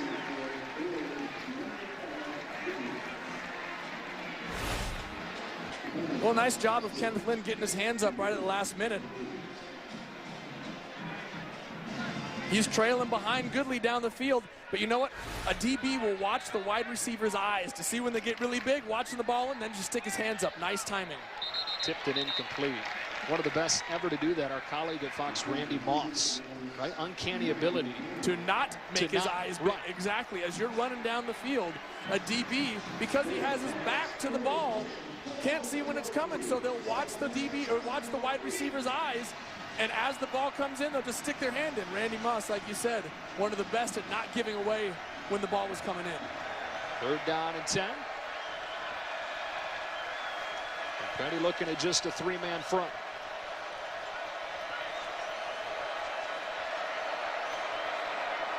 It's a quarterback draw, one-on-one with Miller, and it's Morrissey to belt him down after 7, 4th down and 3. One of the first times you said Corey Morrissey's name.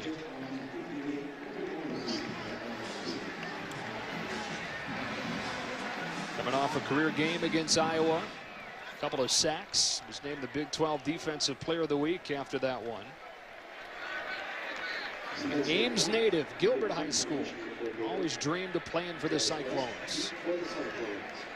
Joe, I hate the cliche of a high motor guy, but Corey Morrissey, this guy just does not stop. Always trying to make a play on the ball. There's a flag down as this punt goes over West's head and bounces out of bounds inside the 15. If they drew them off, it's going to extend the drive. Well, Corey Morrissey's going to have a chance to make a few more plays right here.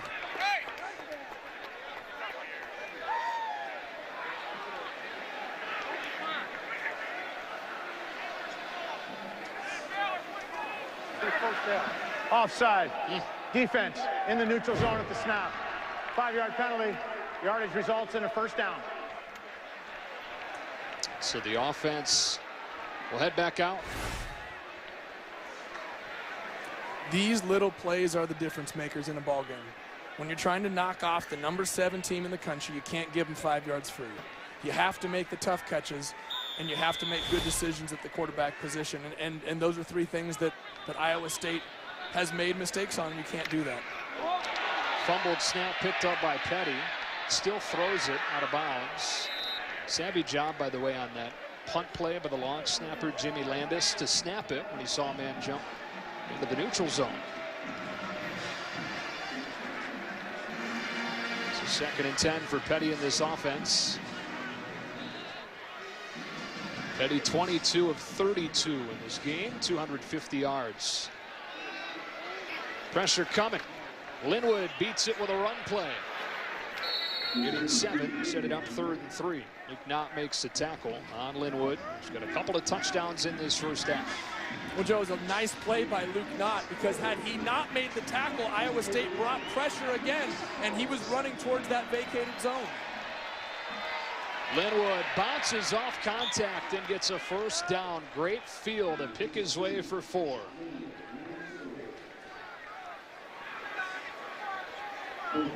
Shoe came off. He'll come out. Who needs a shoe? Not him. I'm not seeing Devin Chafin, who knew was going to be available in this game. It's been Johnny Jefferson mostly in relief of Linwood. And he's been just fine. On 1st and 10, here is Jefferson. Cotton Moya from the safety spot to make the tackle after a short game. Coming up when this half finishes, it's the AT&T halftime. Rob, Joel, and Dave. Clock winding near a minute left in this opening half. Petty to throw on the slant. Out of the hands of Goodley. And the coverage from Kenneth Lynn. 3rd down.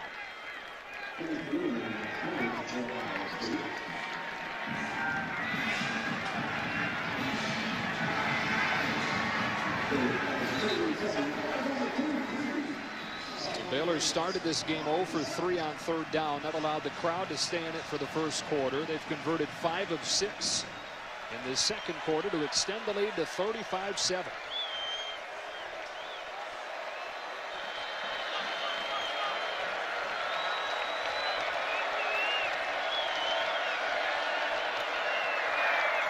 Underneath Jay Lee, defended well by Tribune.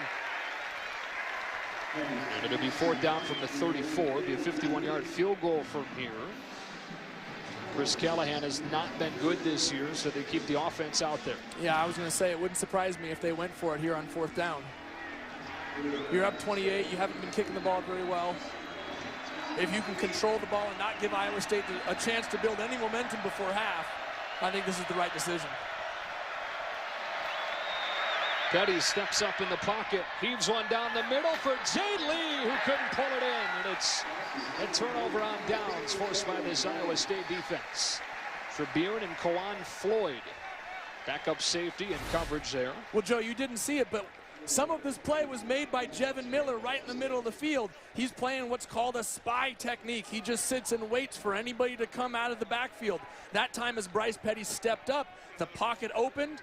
He started to run. Jevin Miller appeared, and he put the ball down the middle of the field late to Jay Lee. And because he hesitated for a minute, because he saw Jevin Miller, that ball was late, and Lee couldn't make the catch. 49 seconds, 2 timeouts for Iowa State. Let's see what they try to do here. You would think no reason not to give it a shot. They start the drive with a run play. It's Martinez Syria with his first touch of the evening. The crowd not happy with the decision just to churn some clock. Go to the breakdown, 4 touchdowns.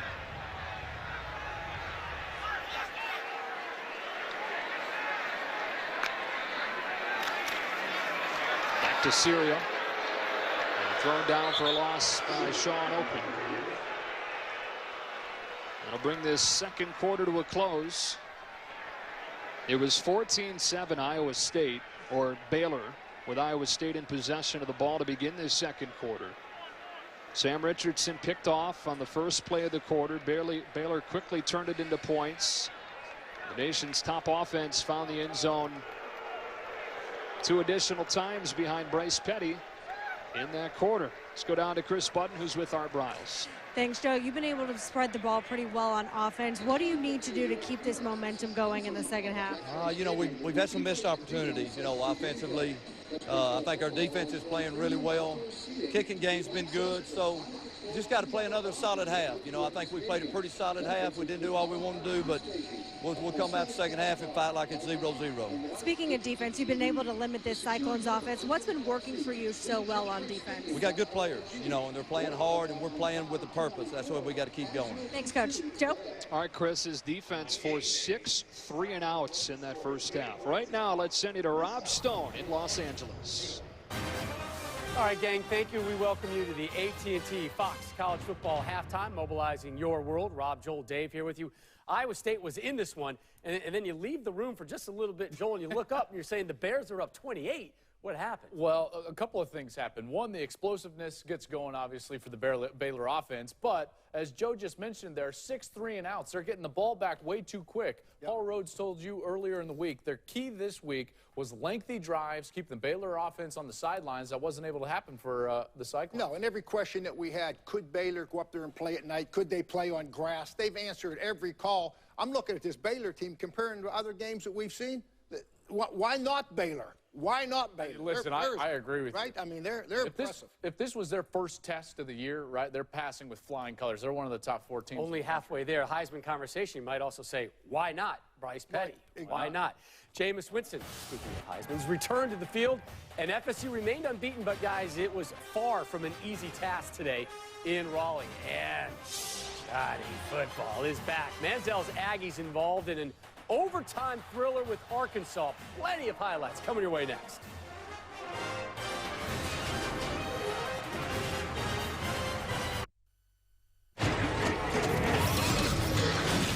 You got me! I got it! They don't know!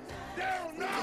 We live on, look at me, yeah. And all we want is everything, everything, everything, everything, everything. Is that the sound of the police, baby? That's the sound of The Fox Game of the Week is presented by the Cree LED Bowl. More great work from our crew led by Brian Alexander on that package coming back from break right there.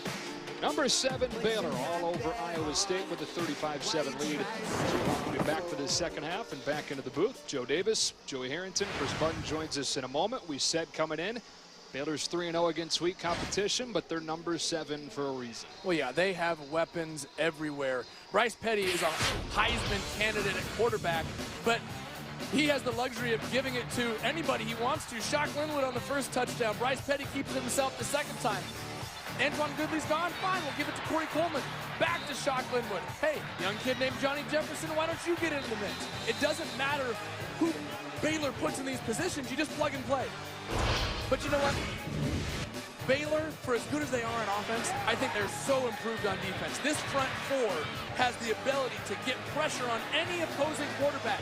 Sean Oakman, Jamal Palmer, a very underrated player at that defensive end position. Phil Bennett loves to bring pressure, but he has the luxury of not having to when the front 4 plays so well. These first half stats are brought to you by Geico. How about 12 quarterback hurries from that Baylor defense that you've been so impressed with? Bringing pressure, and they've gotten pressure from that front 4 as well. So away we go with this second half. Iowa State will start with it.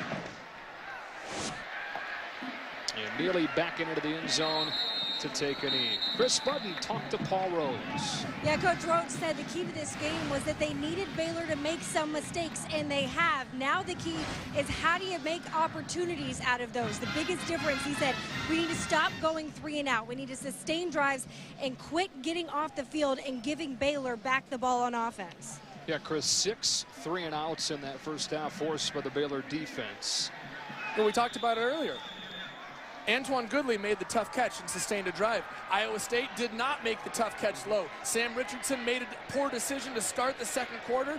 Bryce Petty throws the ball out of bounds. Those are the difference makers. Those are the drive killers. The second half begins with a throw to Jarvis West in the corner route. Only his second catch. He's the guy we talked about off of the top that would need to be involved and hasn't been. Well, he hasn't really had a chance to be involved after that first drive there in the first quarter. But I love the decision making by Sam Richardson there. Quick decision, sees it, throws it, delivers it. Nice job by the quarterback.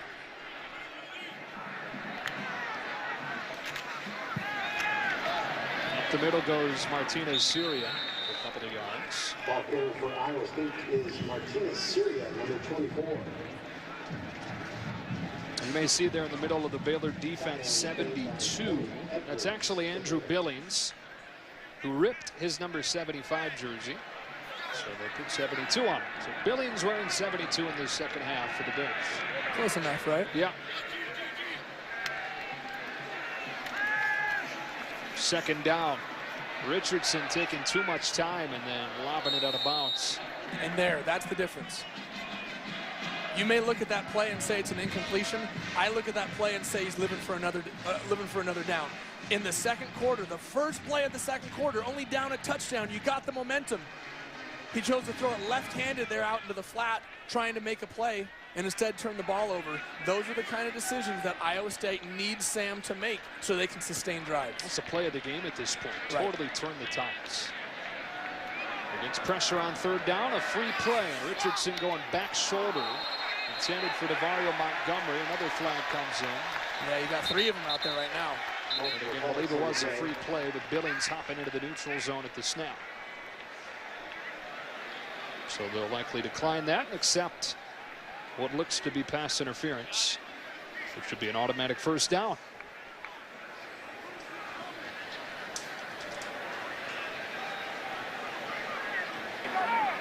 There were 2 fouls by the defense.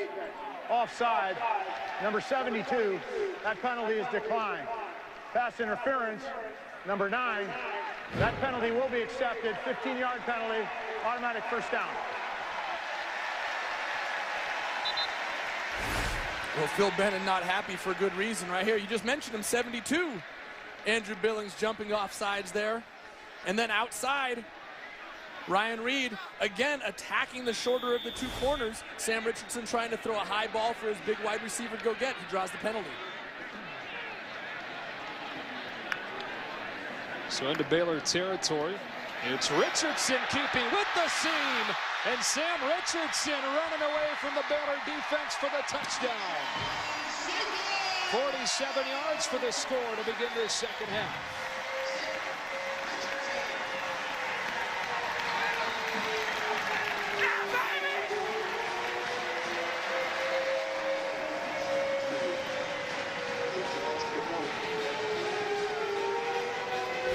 Now that's what Mark Mangino wants to see out of his quarterback. Tremendous decision on the read option. You leave one player unblocked, and it's the quarterback's job to decide, do I give it to the running back or keep it myself? He made the right choice there. The previous long rush on the season was 16 yards. One goes for 47. The Iowa State touchdown with Sam Richardson. The opening drive of the second half, 4 plays, 75 yards, and a Cyclone score.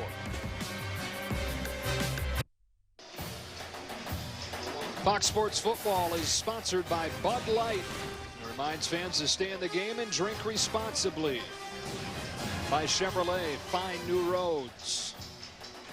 And by the Cree LED bulb, the biggest thing since the light bulb.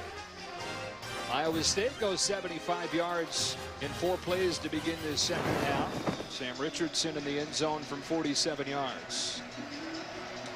Cole Netton to kick it away to Lynx Hawthorne. Lynx Hawthorne back deep with this one, kicked out of bounds, and a flag comes out. So they tried to catch him napping with an onside kick, but Netton didn't give him a chance. Oh, they had it too, Joe. Yeah. Baylor was bailing. They had it. They tried a little pooch with their gunner just trying to catch the ball out of the air. Kicked it a little too far. Free kick out of bounds. Kicking team. 5-yard penalty from where the ball went out of bounds. First down. Time now for the Lowe's Never Stop Improving game break. Here's Greg Wolf. All right, thanks. Let's go to MetLife Stadium. Number 8 Notre Dame. They closed the first half with a turnover in the red zone. Second half, Everett Golson to Corey Robinson. The Admiral's son held as he makes the grab. Touchdown would stand. Irish lead at 21-3. Third quarter. Back to you guys. All right, Greg. First play of this second half for the Baylor offense is a run to Shock Linwood for 4 yards. It'll be second down. Last time Notre Dame played Syracuse, they got beat in South Bend a few years ago. Only 8-loss team Notre Dame's ever lost to. Here's Coleman making one-man miss, using a stiff arm to shed another and get close to a first down. It's been an impressive outing for Corey Coleman in his first game of the season. 9 catches now for more than 90 yards. 3rd down and 1. They fake and throw to Cannon. Great closing speed on the edge from Mutcherson to drop him for no gain and set up 4th down and 1. Well, Joe, you saw it a few plays ago, actually, before the half. Katie Cannon, recognizing nobody down over the top of him, just steps out, stands up for the ball to get the first. This time, a great job of closing by Mutcherson and making the tackle before he gets to the first down marker. How long before they pump that and go over the top? Yeah, nice call, Joe. Whoa, whoa, whoa. A huddle? A Baylor huddle in front of 4th down and 1. And Bryce Petty under center? What is going on? He turns and gives, and a first down for Linwood. That looked like Stanford, not Baylor. Yeah. The old power play. The result, very Baylor-like, a first down.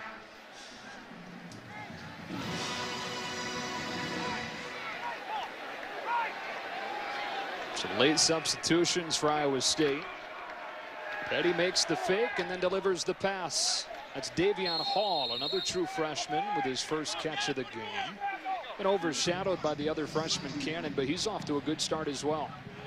Who isn't off to a good start at the wide receiver position for Baylor?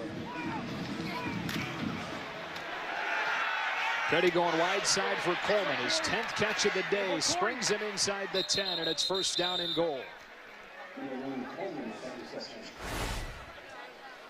Well, Joe, it's just easy picking. I mean, when you put an extra guy up by the line of scrimmage to stop the run, which Baylor has been doing well as of late, you simply throw it outside for a quick little 6-yard route, and he turns it into 15. When you play the coverage, then you run the ball up the middle. You can't be right against Baylor. Petty bounces off Morrissey into a crowd. No gain. 2nd and goal. Luke Knott with another tackle. He's got 10 now to lead Iowa State. Guy coming back from a hip injury that he suffered last season. Long rehab for him, tearing a labrum in his hip. That's normally a shoulder injury. He rode the bike for 2 hours just about every day for several months to get back. Linwood makes a cut and gets inside the 5, fighting into the end zone for his 3rd touchdown of the day. A breakout game for Shock Linwood, and Baylor responds as the nation's top offense should. Watch the move. Just a little whoop. Little jump cut, puts his shoulder down, showing everything on that play. Vision to see the guy coming, the quicks to get to the side of him, and then the power to drive through to the end zone. Had 4 touchdowns over the first 3 games. He's got 3 tonight. Sophomore out of Linden, Texas. Smart, well-rounded guy. Never going to blow you out of the water really in any one phase. Does everything well for this Baylor team. 42-14. Fox College football is sponsored by Geico. 15 minutes could save you 15% or more on car insurance. Excellent facilities here at Iowa State, in Ames, Iowa. In danger of falling to 1-3 on this season. 0-2 in Big 12 play as Baylor gets its 5th rushing touchdown of the game. The 3rd from Shock Linwood. Responding well to Iowa State's touchdown drive to open this half. Devondrick Neely waits back on this kick from Spencer Evans.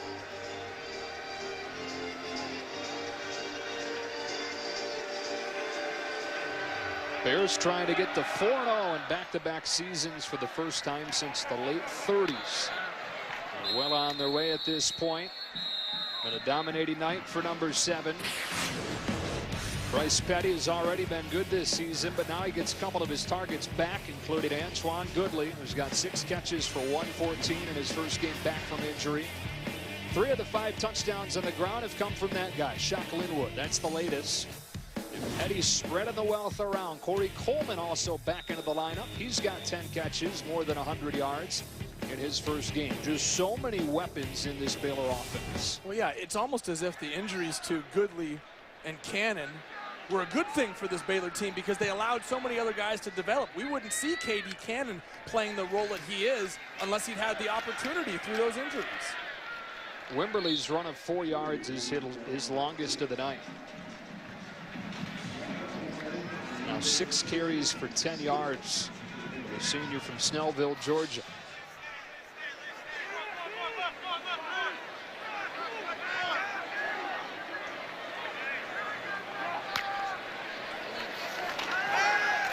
Richardson hit as he throws. Got drilled by Billings. And it's 3rd down. The front four for Baylor, I'm telling you, Joe, does not get enough credit. This is one of the, we saw Washington a couple weeks ago. Yeah. Danny Shelton, the fantastic defensive lineman up there in Seattle. This defensive line for Baylor is as good as I've seen in the country. Now, part of them not getting credit is they've not played anybody yet.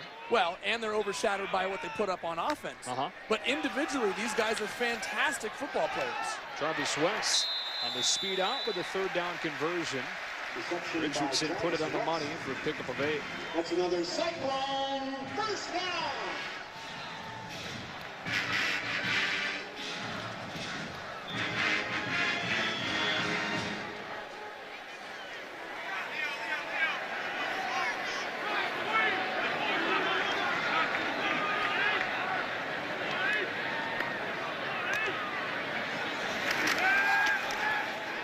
There's E.J. Bibbs again. He's not been a very big part of this offense tonight. Only his 2nd catch. Finally getting healthy after a lightly publicized meniscus surgery during fall camp. They were hoping that he would break out tonight. Well, yeah, the young man was a unanimous preseason All-Big 12 selection. Soft hands at 265 pounds. But, yeah, you're right. He didn't have a chance to work in at the start of the season, and I think it's hurting him a little bit. Flag comes in on the far side of the field as Ryan Reed, number 9 in white, ran up and got right in the grill of the receiver. I think maybe before the ball was snapped.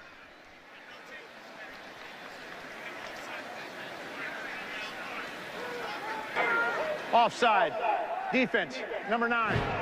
5-yard penalty. 2nd down. Right at the top here, just a little bit early. Oh, no. I didn't touch I didn't do it.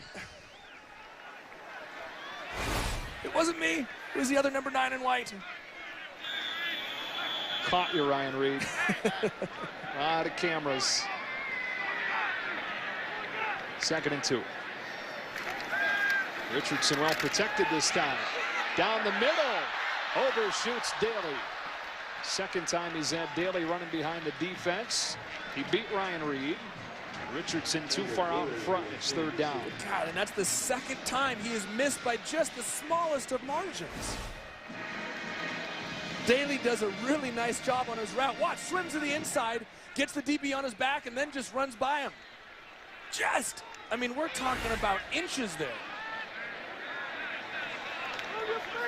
Here's a look that we saw pretty much exclusively early. All 11 men within 5 yards of the line of scrimmage for Baylor. They bring heat, and Richardson on the option play has a 1st down and then some. Inside the 35 with another solid run. This one goes for 21 yards at an Iowa State 1st down. What a nice job by Sam Richardson. You see him coming down the line of scrimmage. His job is to read the unblocked defender. He strings him out. The unblocked defender takes the running back. Sam cuts it upfield for a big 1st down. The exact same read he had on the touchdown on the last possession. 91 yards on the ground now for Richardson. And he has accounted for just about everything in the ground game. Wimberly has had no space inside. Against that tough interior of the Bears.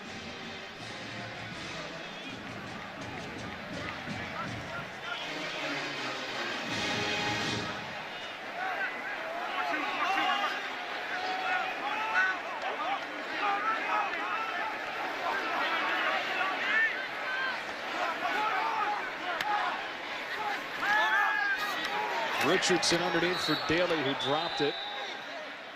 It's 3rd and 10.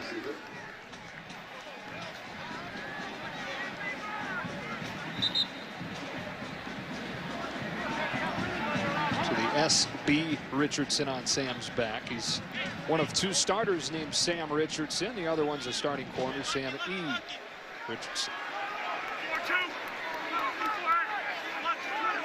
They're down at 10.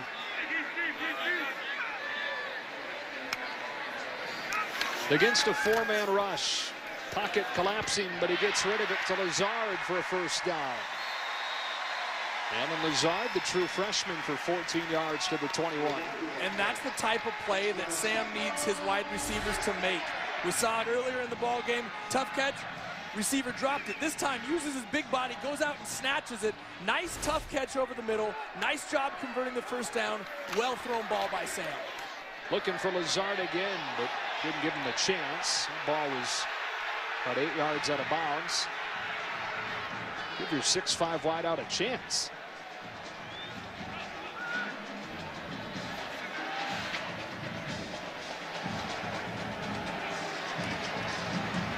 Richardson 11 of 31 today for 123. Constantly under pressure from this Baylor D, which takes a timeout. Baylor.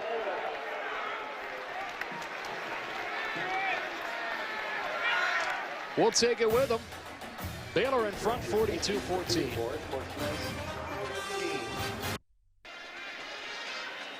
The Fox Game of the Week is presented by the Cree LED bulb. And before this second down play, we check in with Chris Budd. A lot of cramping on the Baylor sideline. Sean Oakman was just getting stretched out. He's back on the field now, but I've also seen Corey Coleman, even Bryce Petty, which it's a very nice night down here. Not nearly as warm as we've seen it down in Waco before. Yeah, I think they're used to this. They're down there for the opener, and it's above 90 degrees when they kick that thing off. It's down into the low 70s right now. Option play into the short side as Richardson stumbling for a yard. It's third down. Normally, Baylor comes here later in the conference schedule. I was talking with Heath Nielsen, the sports information director, does a great job with Baylor, but he was saying, normally they come here and it's freezing. Get into the Iowa weather in November. Baylor doesn't like that, coming up from Waco. Enjoyed this beautiful night. They're down at 9. Richardson steps up and now takes off with blocks in front. And Richardson's down to the 1 with a fourth third down conversion of this drive. Well, and Joe, maybe too little too late, but Sam Richardson has been impressive in this second half. Watch him wait in the pocket. Wait. Nope, nothing on the field. Now I'm going to go. Uses his blocker. Wimberly getting out there, getting the block for his quarterback, takes it down to the 1-yard line. I've been really impressed with Sam Richardson in the second half and his decision-making.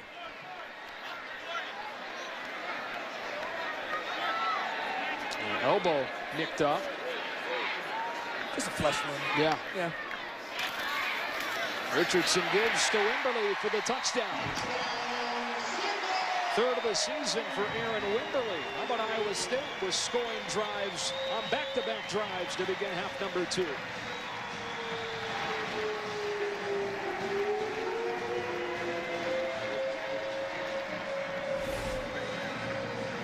Nothing special. Right up the gut. Nice job by the Iowa State offensive line, driving that big D-line for Baylor out of there. Wimberly takes it in, gets a little bit of love maybe on Edwards there at the end. He'll take the touchdown, though. Encouraging signs for this Iowa State offense. First year under Mark Mangino. Back-to-back scoring drives to open this second half. This drive goes 75 yards across 13 plays with 4 third down conversions. 2 drives, 2 rushing scores for Iowa State in this second half. 1 from Richardson, 1 from Wimberly. And they've already got more yards in this second half than they did in the entire first half.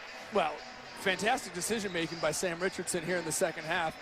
Reading the end, the unblocked man when they're running the option, and then delivering strikes across the middle. Alan Lazard coming up with a couple big catches. Wonderful job by Iowa State to start the second half.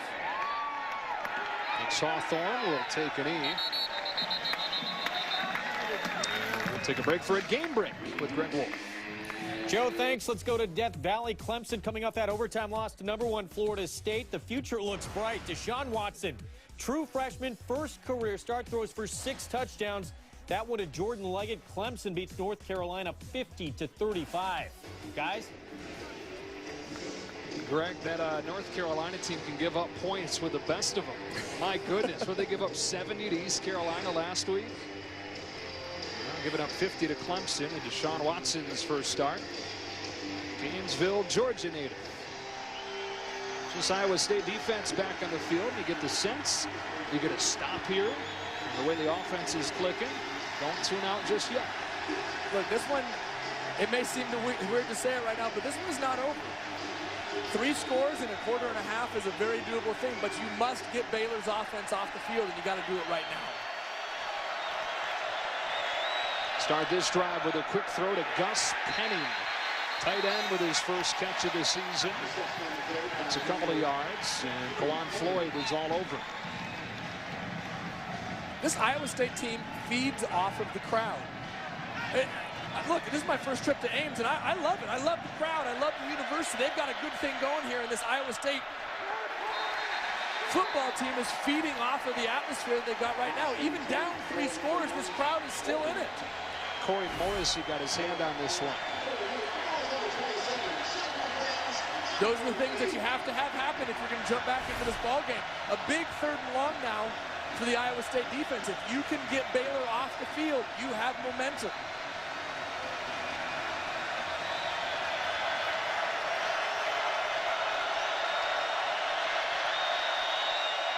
Quarterback draw for Petty, who bounces outside and gets across the 30, but shy of the first down. Iowa State feeding off this crowd, forces a 3-and-out. And how about Jevin Miller there, the middle linebacker, getting off the block of the running back, sliding over and making the tackle. You'll see him coming, scraping from the outside here. Gets off the block of Johnny Jefferson. Wham, right there, right at Bryce Petty's feet. Does a really nice job of getting Baylor off the field and forcing him to punt. And now the nation's leader in punt returns back to receive. It's Jarvis West. And Iowa State drops back to set up the return for him. High punt, and he takes a fair catch. So Iowa State back on offense at the 26. Sam Richardson has led a pair of touchdown drives to begin this second half. Sam Richardson throwing the ball has been under pressure much of the night. Hasn't been that effective throwing the ball, but on the ground he's been pretty darn good. Well, yeah, in the second half here especially, what they've done is they've put the decision in his hands. They're running the option play where you leave one player unblocked on the defense, and it's the quarterback's job to decide where that guy goes. He has the option of keeping it himself or pitching the ball to his running back. And even when they're throwing the ball, things break down in the pocket. Sam Richardson takes off. We're looking at a different quarterback here in this second half. More than 100 yards in this one. That one's underneath. E.J. Bibbs navigating for a first down. Sean Oakman back to make the stop, and again Richardson got rid of it just before he took a blow.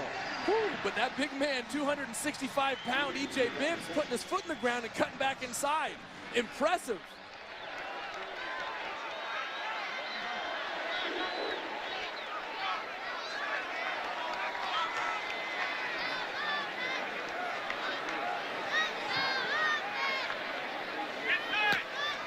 On first down from the 37. Here's Syria spinning free, fighting for 3.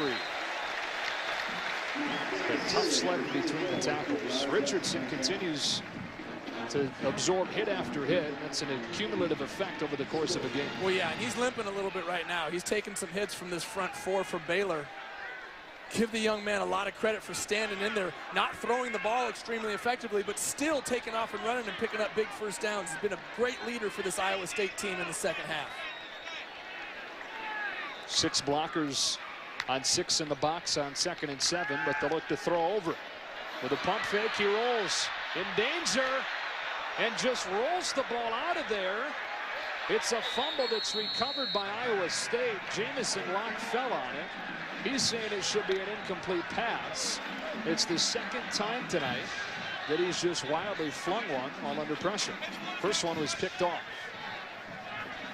Well, just as soon as we start talking about the great decisions that Sam Richardson is making, this happens. Throw the ball away. Throw the ball away right there. Live to play another down. I'm not sure what. I mean, he obviously threw the ball into the dirt. I mean, the question is if they were to review this, right, yeah, which would be the same result, you'd be back there with a loss of down. Right. Now, is there a receiver in the area if they do review this? The quarterback threw the football. Intentional grounding. Offense. Number 12. Spotted a foul. Lost it down. Third down. Okay. Okay, so we got a couple things going on here, Joe. Sam Richardson tried to roll out of the pocket. Got back into the pocket, so he's allowed to throw the ball away, but he shovels it straight in. Oh, There's boy. a receiver right there, and Martinez Syria. Oh, boy. That's I was about to say he has to get the ball back towards the line of scrimmage. I mean, Bibbs is right there, too.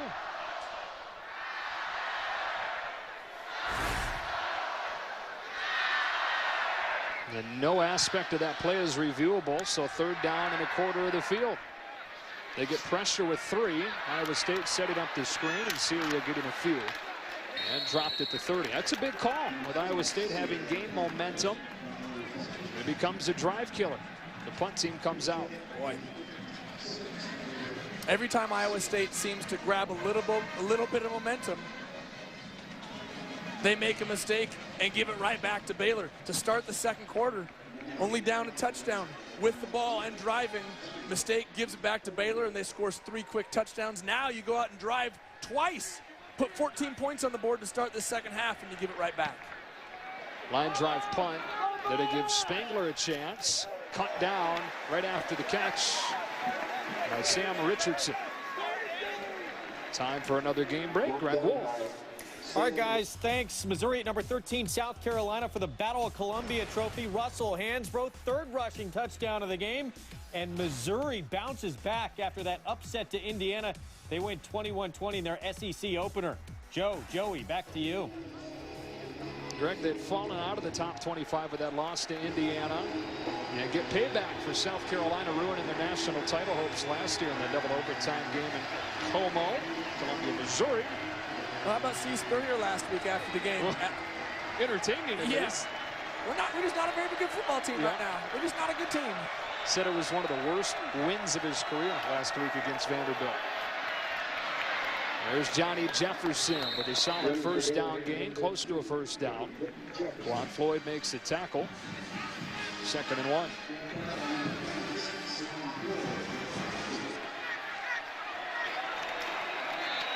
Cannon has room. And a flag comes in. They're going to get Coleman for a hold. There's some barking going on between Coleman and I believe that's Kamari Cotton-Moya. Don't make that Kenneth Lynn out there barking with Corey Coleman. And Joe, this is going to be a big penalty because it was a first down by K.D. Cannon up the sideline. Instead, now they're going to take him back. It's going to be 2nd and long and gives Iowa State new life again. Holding. Offense. Number 1. 10-yard penalty. 2nd out. I said he had room. It was because there was a hole. There you go, right? Just getting a hold of the jersey there. You're allowed to get up and get a little bit of a handful as long as you're inside the framework of the body. But as soon as he starts to pull away, you got to let go. Yeah, bicep curls are going to warrant a holding penalty. Grabbed the hold of him and started to lift. Coach, I was just getting a workout. 2nd and 6 instead of a first down.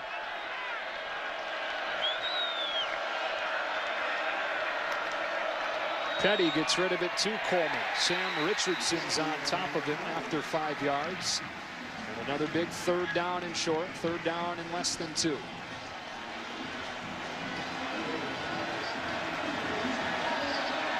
They snap it as soon as it's spotted. Jefferson into the teeth of the defense. It'll depend on the spot. It looks like they're marking him just short. So 4th down and less than a yard. Decision time for Art Briles.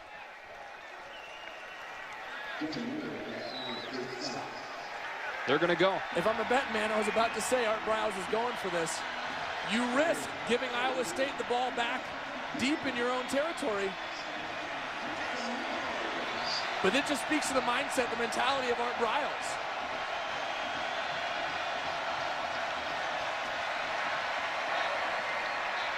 Second charge timeout, Baylor. Baylor will take a timeout in front of this 4th down and less than a yard with a 3-touchdown lead. Is challenging the spot of a first down on the field. As we come back, we hear our head referee Dan Romeo announce that Art Briles wants to take a look at the spot on this Johnny Jefferson run, which was marked down just shy of the first down. Well, it's interesting that you said that because the line judge on our side of the field came running in. Yeah. And it looked like his spot was initially about a half yard farther than the line judge on the far side of the field. So. And the line judge on our side of the field has the same view that Art Briles does. Exactly.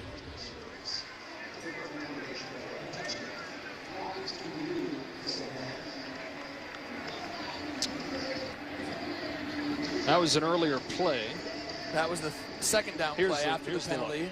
And here you are. Yeah, you know what? I think Art Briles has a case. Where's that football?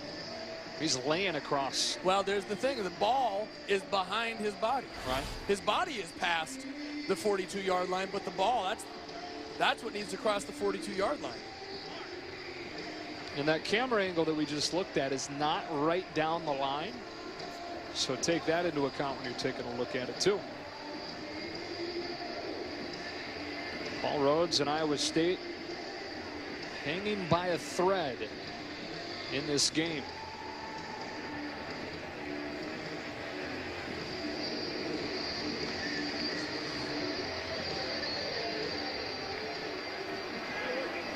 After further review, the ruling on the field stands. Baylor will be charged one of their team timeouts. Baylor cannot charge or cannot challenge any more plays during the game.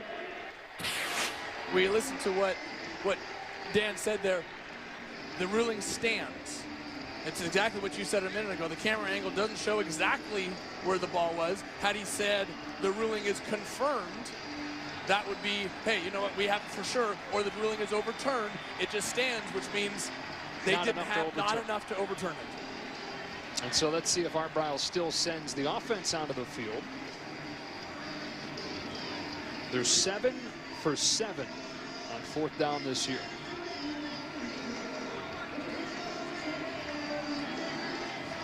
The offense does come out.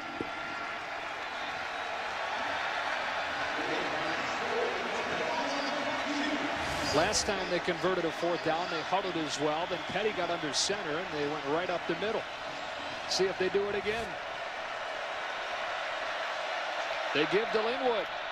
He's got a first down. Carbon copy of the play they converted 4th down on earlier in this game.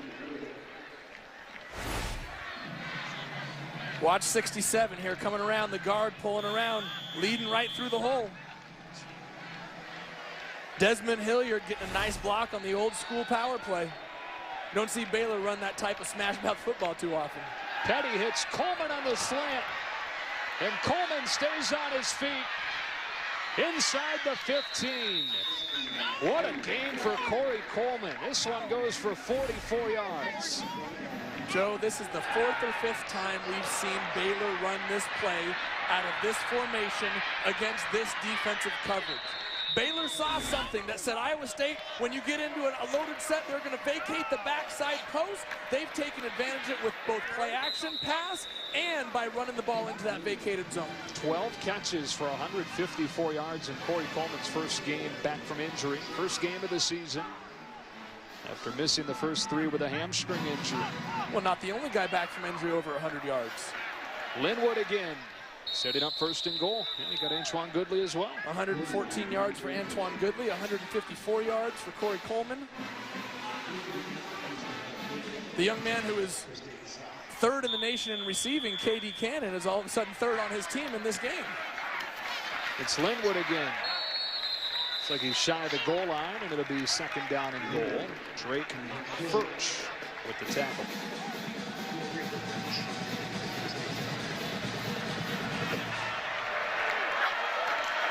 Petty leaping his way over the goal line for his 2nd rushing touchdown of the game. They convert 4th down and short. And only a few plays later, Petty's into the end zone to take the momentum right back. Well, it wasn't as impressive of a leap on this one. No. But he still got airborne. 2nd time he's jumped into the air to get a touchdown. Yeah, the first one was a little more Edward Moses. This one was a little flashier. Yeah, this one was a little more, what, Craig Ironhead Hayward? Yeah.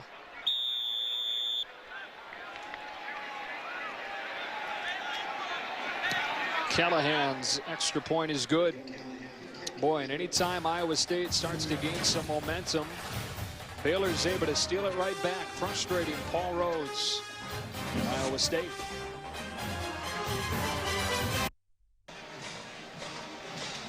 Bryce Petty sneaks one in and extends the lead to 49-21 inside of a minute in this third quarter. We're talking about all the weapons Baylor has. Coleman and Goodley both playing their first games in a while. For Coleman, his first of the season. For Goodley, his first action since the first half of the opener. Well, it speaks to the depth on this Baylor roster. Shock Linwood, averaged almost 7 yards a carry that last year, averaging 6 yards a carry with 3 touchdowns this year. 2 receivers who have been injured this entire season come in and overshadow the third leading receiver in the country. The depth on this Baylor offense is phenomenal. Well, the greatest month in sports begins on Friday with Game 1 of the NLDS on Fox Sports 1. Then next Saturday, it's 4th-ranked Oklahoma taking on an unbeaten TCU team on Fox. UFC Fight Night on Fox Sports 1.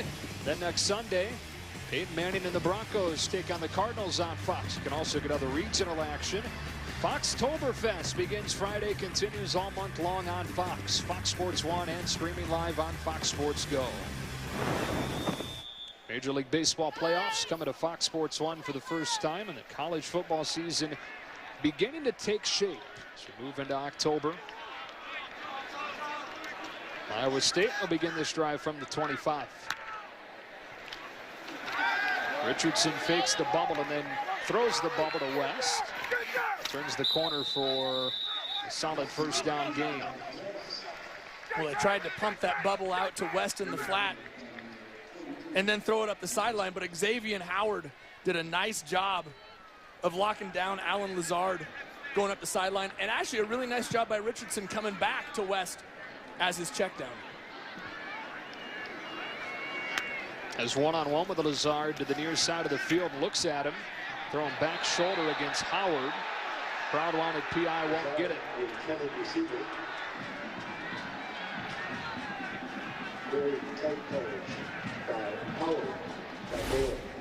Well, they've done it all night. Used the big receivers against the shorter corners from Baylor. This time it was just nice coverage. Xavier Howard did a very nice job against Alan Lazard. Bears show pressure and then back off. 8 in coverage with a flag down. Richardson throws incomplete. Incomplete pass. There's a flag on the play.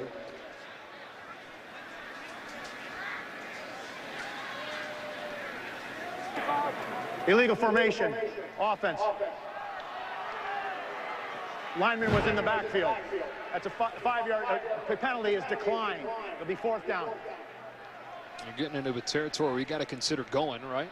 I mean, down 4 touchdowns. I mean, yeah. If you don't get it, you're already down enough where it doesn't make a difference. They're going to punt.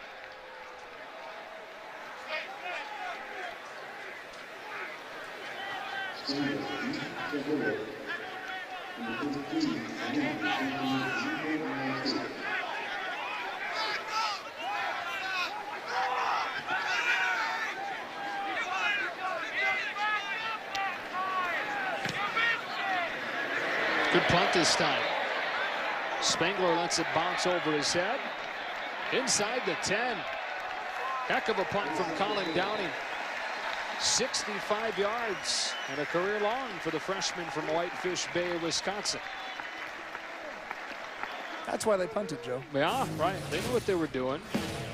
This quarter comes to a close. Iowa State some success in that frame with touchdowns on its first 2 drives.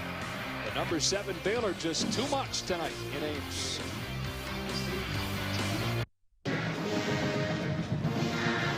You're watching the Fox Game of the Week presented by the Cree LED Bulb. On to the 4th quarter here in Ames, Iowa, where Baylor has a 49-21 lead. And the ball at its own 5 to start this drive. Short gain for Johnny Jefferson. Into the game at quarterback now, Seth Russell, who has seen plenty of time so far this year. In fact, he's played 45% of the team's snaps coming into the game because of the injury to Bryce Petty in the first series of the season. And Russell with a short gain. It's pulled down by Trent Taylor. Russell coming into this game, second in the country in passing efficiency. Only Marcus Mariota has better numbers. Well, yeah, when your backup can come in and just not fill your shoes, but you just plug and play. I mean, it speaks, we talk about the depth at wide receiver and running back. There's depth at quarterback here at Baylor as well. I think Bryce Petty has just reinserted himself back into the Heisman Trophy discussion tonight, only taken out because of his injury and he simply wasn't on the field. But when Bryce leaves, they're going to be in capable hands here with a young man, Seth Russell. There's a flag down. If that's a holding in the end zone, it's a safety. It'll be borderline as Russell scrambles for a first down. They've moved the flag outside of the end zone. After the flag hits Russell in the back of the head. Yeah, gave him a little momentum, boosted him forward.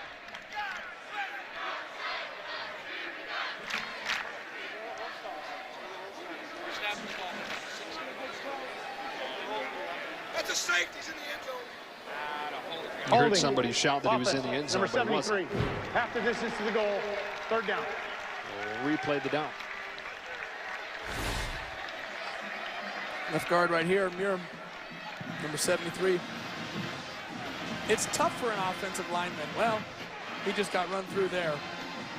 Pulls him down to the ground. I was going to say it's tough for an offensive lineman to hold up that long when your quarterback is buying time, scrambling around. It makes it difficult on those big men to do their job, but that one was a pretty obvious call there for the White Hat behind. So Russell and Baylor looking at a third down and 11. Out of his own end zone, a quarterback draw. Bounces off contact and gets out of the end zone to avoid the safety. Luke Knott, who's got a dozen tackles now, collected another. The Bears will have to punt. Watch the defensive lineman here just loop around on the inside, plug up the hole.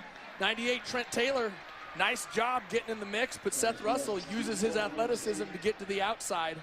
You see so many of these quarterbacks now coming up through the high school ranks that run this spread offense. They're athletes that they simply get put in at quarterback. Seth Russell and Bryce Petty, for that matter, are quarterbacks who can throw the football but also have the ability to run.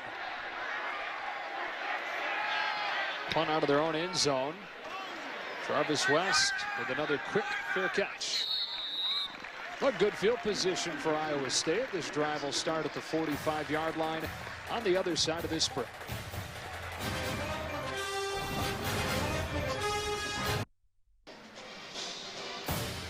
Fox College football is sponsored by Dr. Pepper. Here's to a one-of-a-kind season. Dr. Pepper, always one of a kind. By Geico, 15 minutes could save you 15% or more on car insurance. And by the Cree LED bulb, the biggest thing since the light bulb. Back here in Ames. Defense forces the 3 and out. The offense with the ball with a possession beginning in Baylor territory at the 44. Sam Richardson, who's been so gritty tonight, stays in there at quarterback and brings Bibbs in motion.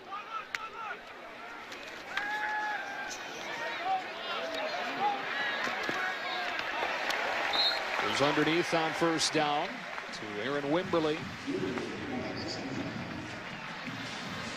Edwards and Hager combining on the stop.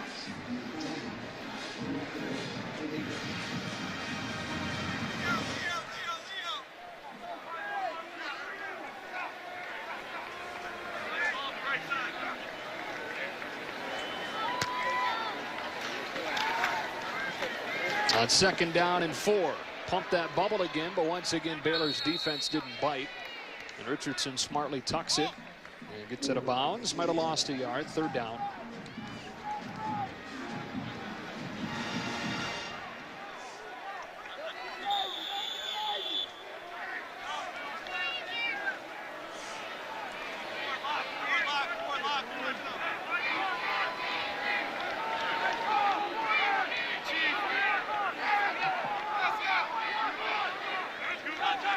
Bears showed pressure. Here comes Syria on the ground for a first down. Some of his first carries of the season tonight. Able to get 5 to continue the drive. Good tough running here by Syria. Running through the tackle there by Avion Edwards. Good job driving your legs, getting the first down. 5 carries for 15 yards for the freshman. Fresh set of downs from the 33. And back to Syria off the left side. Stacked up the line of scrimmage, and it's second down.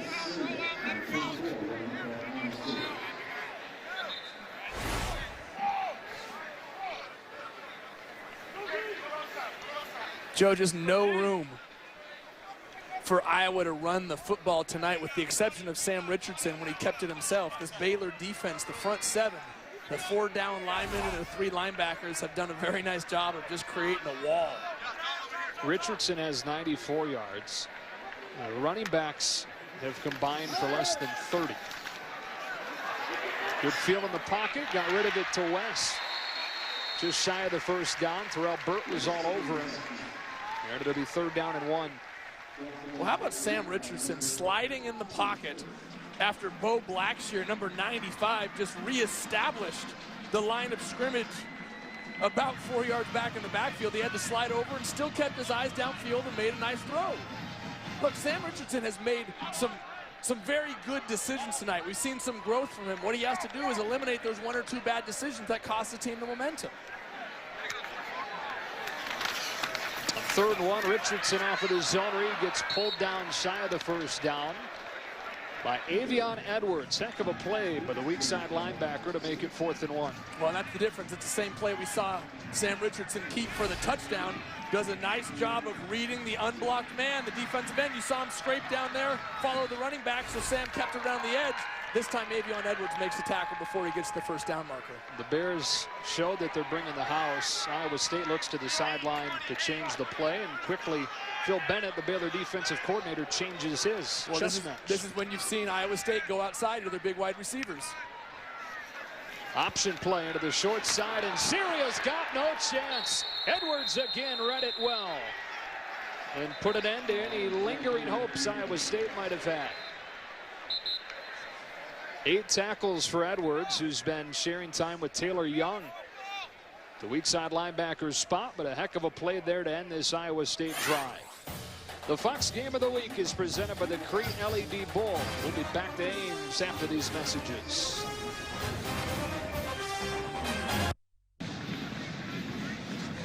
Here's a Crete LED Bowl game summary. The Bears racking up more than 500 yards of offense in this one. The nation's top offense, still about 150 yards below its season average. Well, this is the number right there that sticks out to me. Baylor, one of only 3 teams in FBS, that has not allowed a sack this season coming into tonight. That's an impressive stat. Says a lot about the offensive line for Baylor. This drive starts with the Jefferson run. He gets clocked by Mutcherson. Jefferson gets popped by number 22, Mutcherson. Yeah, those no sacks now. And 157 pass attempts for this Baylor offensive line. Seth Russell has replaced Petty at quarterback, his 2nd drive now. Jefferson with back-to-back touches. He's short here, 3rd and 1. Corey Morrissey for that Ohio State tackle. 6th consecutive game with more than 500 yards for Art Briles' team.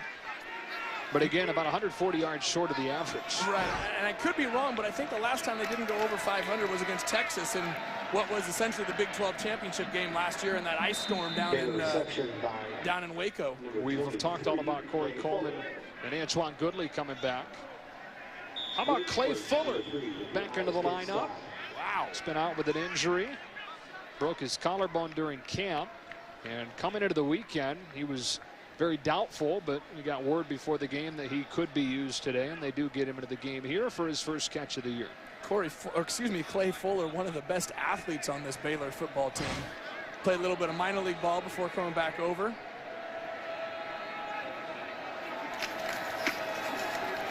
Russell keeps it. Boy, he's a talented runner, strong runner, up to the 40. Joe, I had a chance to watch Seth Russell in warm-ups. And not only can he run the ball, but this young man can spin it. You know, we talked about how a lot of high schools will put their best athletes at quarterback in this spread offense simply because they want to get the ball in their hands. Seth Russell is one of those kids who is a quarterback. He throws the ball, he has the talent to throw it, but also runs extremely well. Originally committed to Kansas. Turner Gill was fired, so he decided not to go there. Baylor had a scholarship open because RG3 turned pro. That's a scholarship that was filled by Seth Russell. Second down, they fake to Jefferson, get the ball to Fuller in space. It explodes for a first down. Let's check in again with Greg Wolf for a game break. All right, thanks. Let's go back to East Rutherford. We showed you David Robinson's son, Torrey, earlier with a touchdown for the Irish. Here's Torrey Hunter's son, Torrey Jr. with a grab in the end zone. Made it 28-9. Syracuse would add a pick six to answer. It's 28-15 in the fourth, Irish. Yeah, so not pretty necessarily, Greg, with only a 2-touchdown lead for the Irish, but looks like they're on their way to 4-0, as is Baylor. I'd rather win ugly than lose pretty.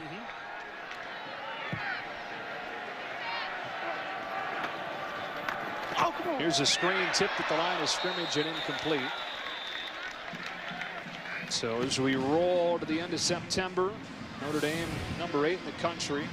Florida State, man, they keep messing around. They're going to slip up at some point. Yeah, I wouldn't be surprised to see them drop behind Oregon, Alabama, Oklahoma. All three of those teams have looked far more impressive than Florida State. Should Baylor hop Texas A&M, who struggled against Arkansas? Yeah. Baylor folks think so. Does it matter at this point? We were watching the Baylor radio booth next to us during that Texas A&M game, and let's just call a spade. Baylor and Texas A&M don't like each other, right? Really? We were watching the Baylor radio booth next door to us before the game. They had that Texas A&M game going on over there, cheering like they're watching a Baylor game, cheering against Texas A&M. Came back and won that one in overtime. Rivalries run deep in college football, Joe. Well, you think Florida State maybe drops out of the #1 spot even with the win? Well, I don't think they're the #1 team in the country right now. I don't think anybody would argue with that. The only reason they're #1 right now in the polls is because they won last year's national championship and they haven't lost yet. Yeah. So fourth down coming up for Baylor. Special teams unit comes out. Here's a chance for Chris Callahan in a low pressure situation. Redshirt freshman kicker from Houston made his first field goal of the season on the opening drive of the season. Just barely squeezed it inside the upright down in Waco, but has missed 4 straight since then. It's from 42. And he has missed again. Now, it's not costing them because they've not been in a close game yet, but Baylor's got a problem with his field goal unit. We're back to Ames after this.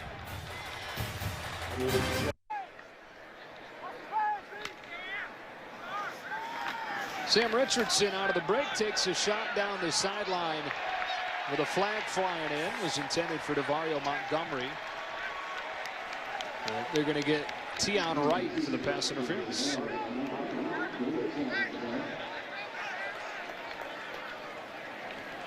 Pass interference. Defense, number 3. 15-yard penalty. Automatic. First down.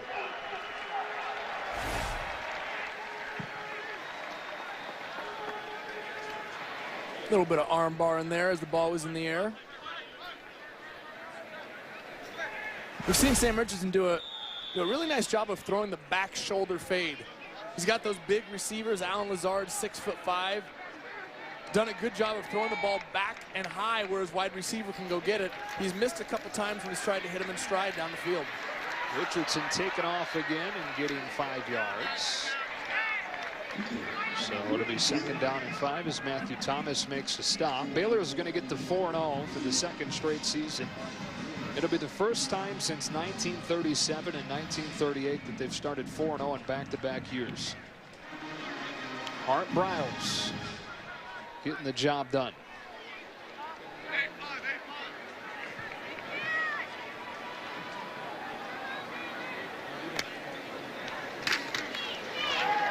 Syria. It'll be 3rd and short. They played such an easy non-conference slate. Tough place to come into here at Jack Trice Stadium for their first Big 12 game. The schedule gets more and more difficult moving forward, though. Texas is down, but it's never going to be easy to go down there to Austin. And then TCU, the #1 defense in the country, before West Virginia, a team that can score with Baylor. Well, right. I think Baylor has been scheduling these soft non-conference games, anticipating teams like Texas, Oklahoma, Oklahoma State, Kansas, West Virginia are on their schedule. But this year, wide open man, it's Ekpe. He'll take it in from 51 yards for the Iowa State touchdown.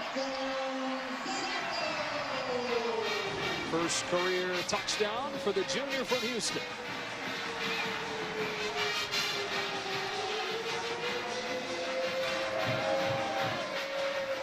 Baylor still feeling good, though. A 3-touchdown lead inside of 5 minutes. You were saying, though, about Baylor's schedule. Well, yeah, my point is the Big 12 is down this year. Yeah. And so you could, and this is obviously projecting down the road, you could have an undefeated Baylor if they beat Oklahoma mid-season. That would be in the discussion of have they played a tough enough schedule to get into the college football playoffs? Iowa State was something to feel good about here on a tough night against the #7 team in the country, Tad Ekpe, with a long touchdown reception.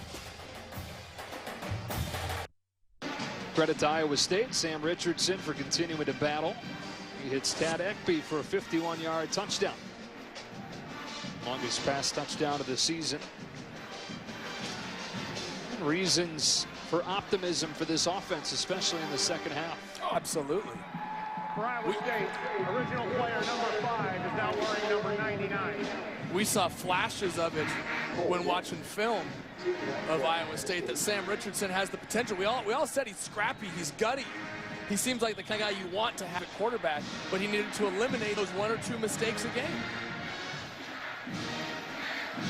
Iowa State will kick it onside.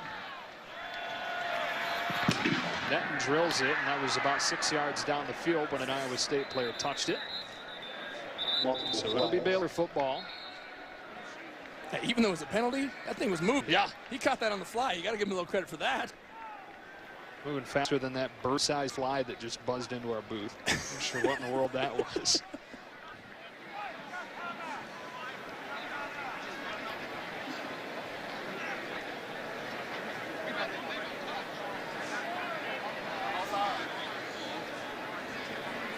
Not sure what the holdup is here. Ball's got to go 10 yards if the receiving team doesn't touch it, and clearly didn't go 10. Well, I think it was also offsides as well. The reason that he was only at 6 yards when he caught that ball is because he got a little bit of a head start, I believe. Here's the line right here, 35. Anybody ahead of it before the ball's kicked? You see the flag come out. Again, though, it doesn't matter because there's another penalty, which is recovering the ball before it went 10 yards.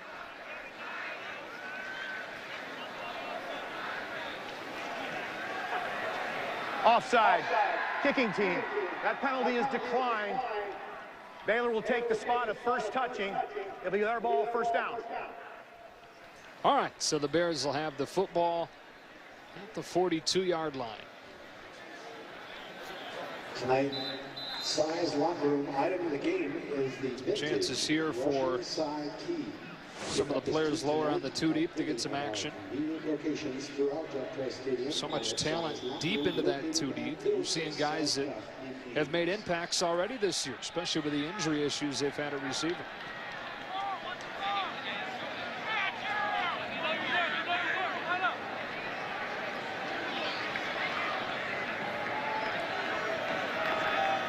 Seth Russell pumps and throws for Fuller. He overshot him. 2nd and 10. Well, you mentioned it a minute ago. Clay Fuller, Quan Jones, Lynx Hawthorne, Davion Hall were all in the ball game there. All with, what, Lynx Hawthorne has a couple of touchdowns this year, 150 yards. Davion Hall has nearly 200 yards, 13 catches on the year. Clay Fuller, he's already established himself, just coming back from injury. The wealth at wide receiver is pretty impressive here at Baylor. Silas Nacita, his first carry. Got some carries and blowouts so far this year. 24 touches for the fourth string running back. Part of that is that Devin Chafin has been out, so he's been really the third string running back.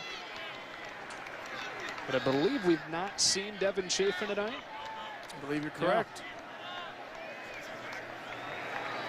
So we'll wait at least one more week to bring Chafin back, battling a high ankle sprain.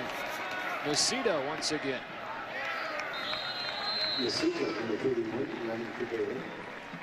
go to Greg Wolf for a game break. All right, thanks. Let's go to the Coliseum. Number 18, USC and Oregon State after Sean Mannion was intercepted for a pick six. Ryan Murphy goes 97 yards on the return for a touchdown. Oregon State would add a field goal. They lead it 10-7, second quarter. Guys. Yeah, Greg, and he's only returning kicks because Victor Bolden is out with an injury. Ryan Murphy with a big play on special teams. Oregon State trying to win at the Coliseum for the first time since 1960. Baylor goes on fourth down. Russell gets a first down inside the 20.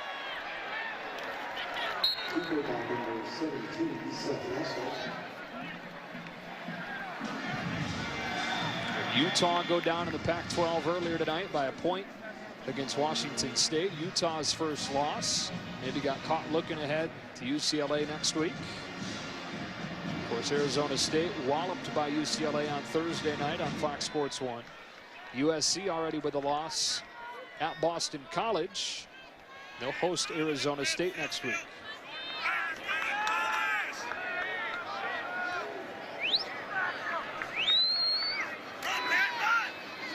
Here's Russell with a block from Nacita to get inside the 10 and pay for it. It's Matthew Thomas with the tackle. Watch here, watch Nacita. Takes the fake and then becomes the lead blocker coming around the edge. Picks up a block on Kawam Floyd. Russell doing a nice job in relief work here for Bryce Petty. We've said it before, but this Baylor football team will be in good hands once Bryce moves on. What a run of quarterbacks for Art Briles. Not too bad. Nope. Second and short, Nacita gets first down. Yeah, RG3 for his first few years, with the exception of one when RG3 was out with an injury. To Nick Florence for a year, then to Bryce Petty and Seth Russell, the heir apparent to the quarterback spot for the Bears. Well, let's not forget Coach Briles before he got to Baylor. Yeah. Case Keenum. Right. Kevin Cobb. At Houston. He only produced the all-time leading passer in the history of college football. That's a good trivia question. I don't know how many people would guess Case Keenum. First down and goal, and Nacita takes it inside the 5. So the clock winding down to a minute. And Baylor has passed this first Big 12 test.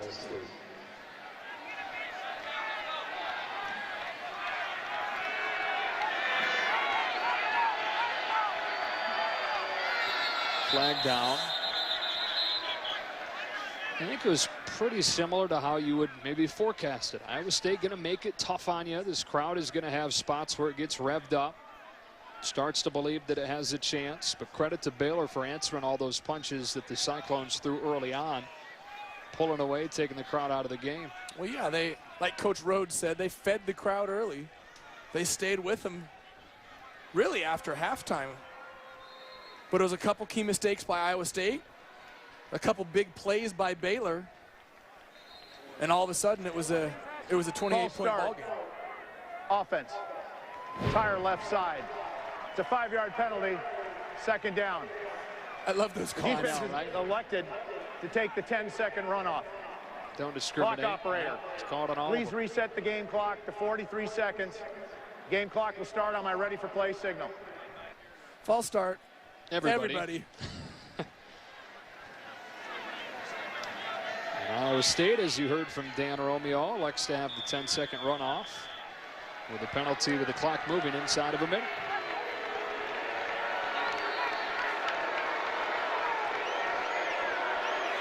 Second and goal. Here's Nacito once again down to the 5.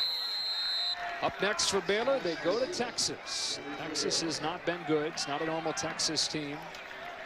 But you know they'll be ready down there in Austin next weekend. And it's TCU at home, back in their new McLean Stadium before heading on the road to West Virginia. What promises to be a shootout. 4-0 back-to-back seasons for the first time since the late 30s.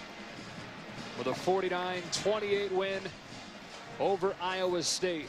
Cyclones fall to 1-3 on the season. Baylor is 4-0 with a convincing win once again. They rack up more than 500 yards behind Bryce Petty and send those Cyclone faithful home disappointed. Back here to Ames in a moment.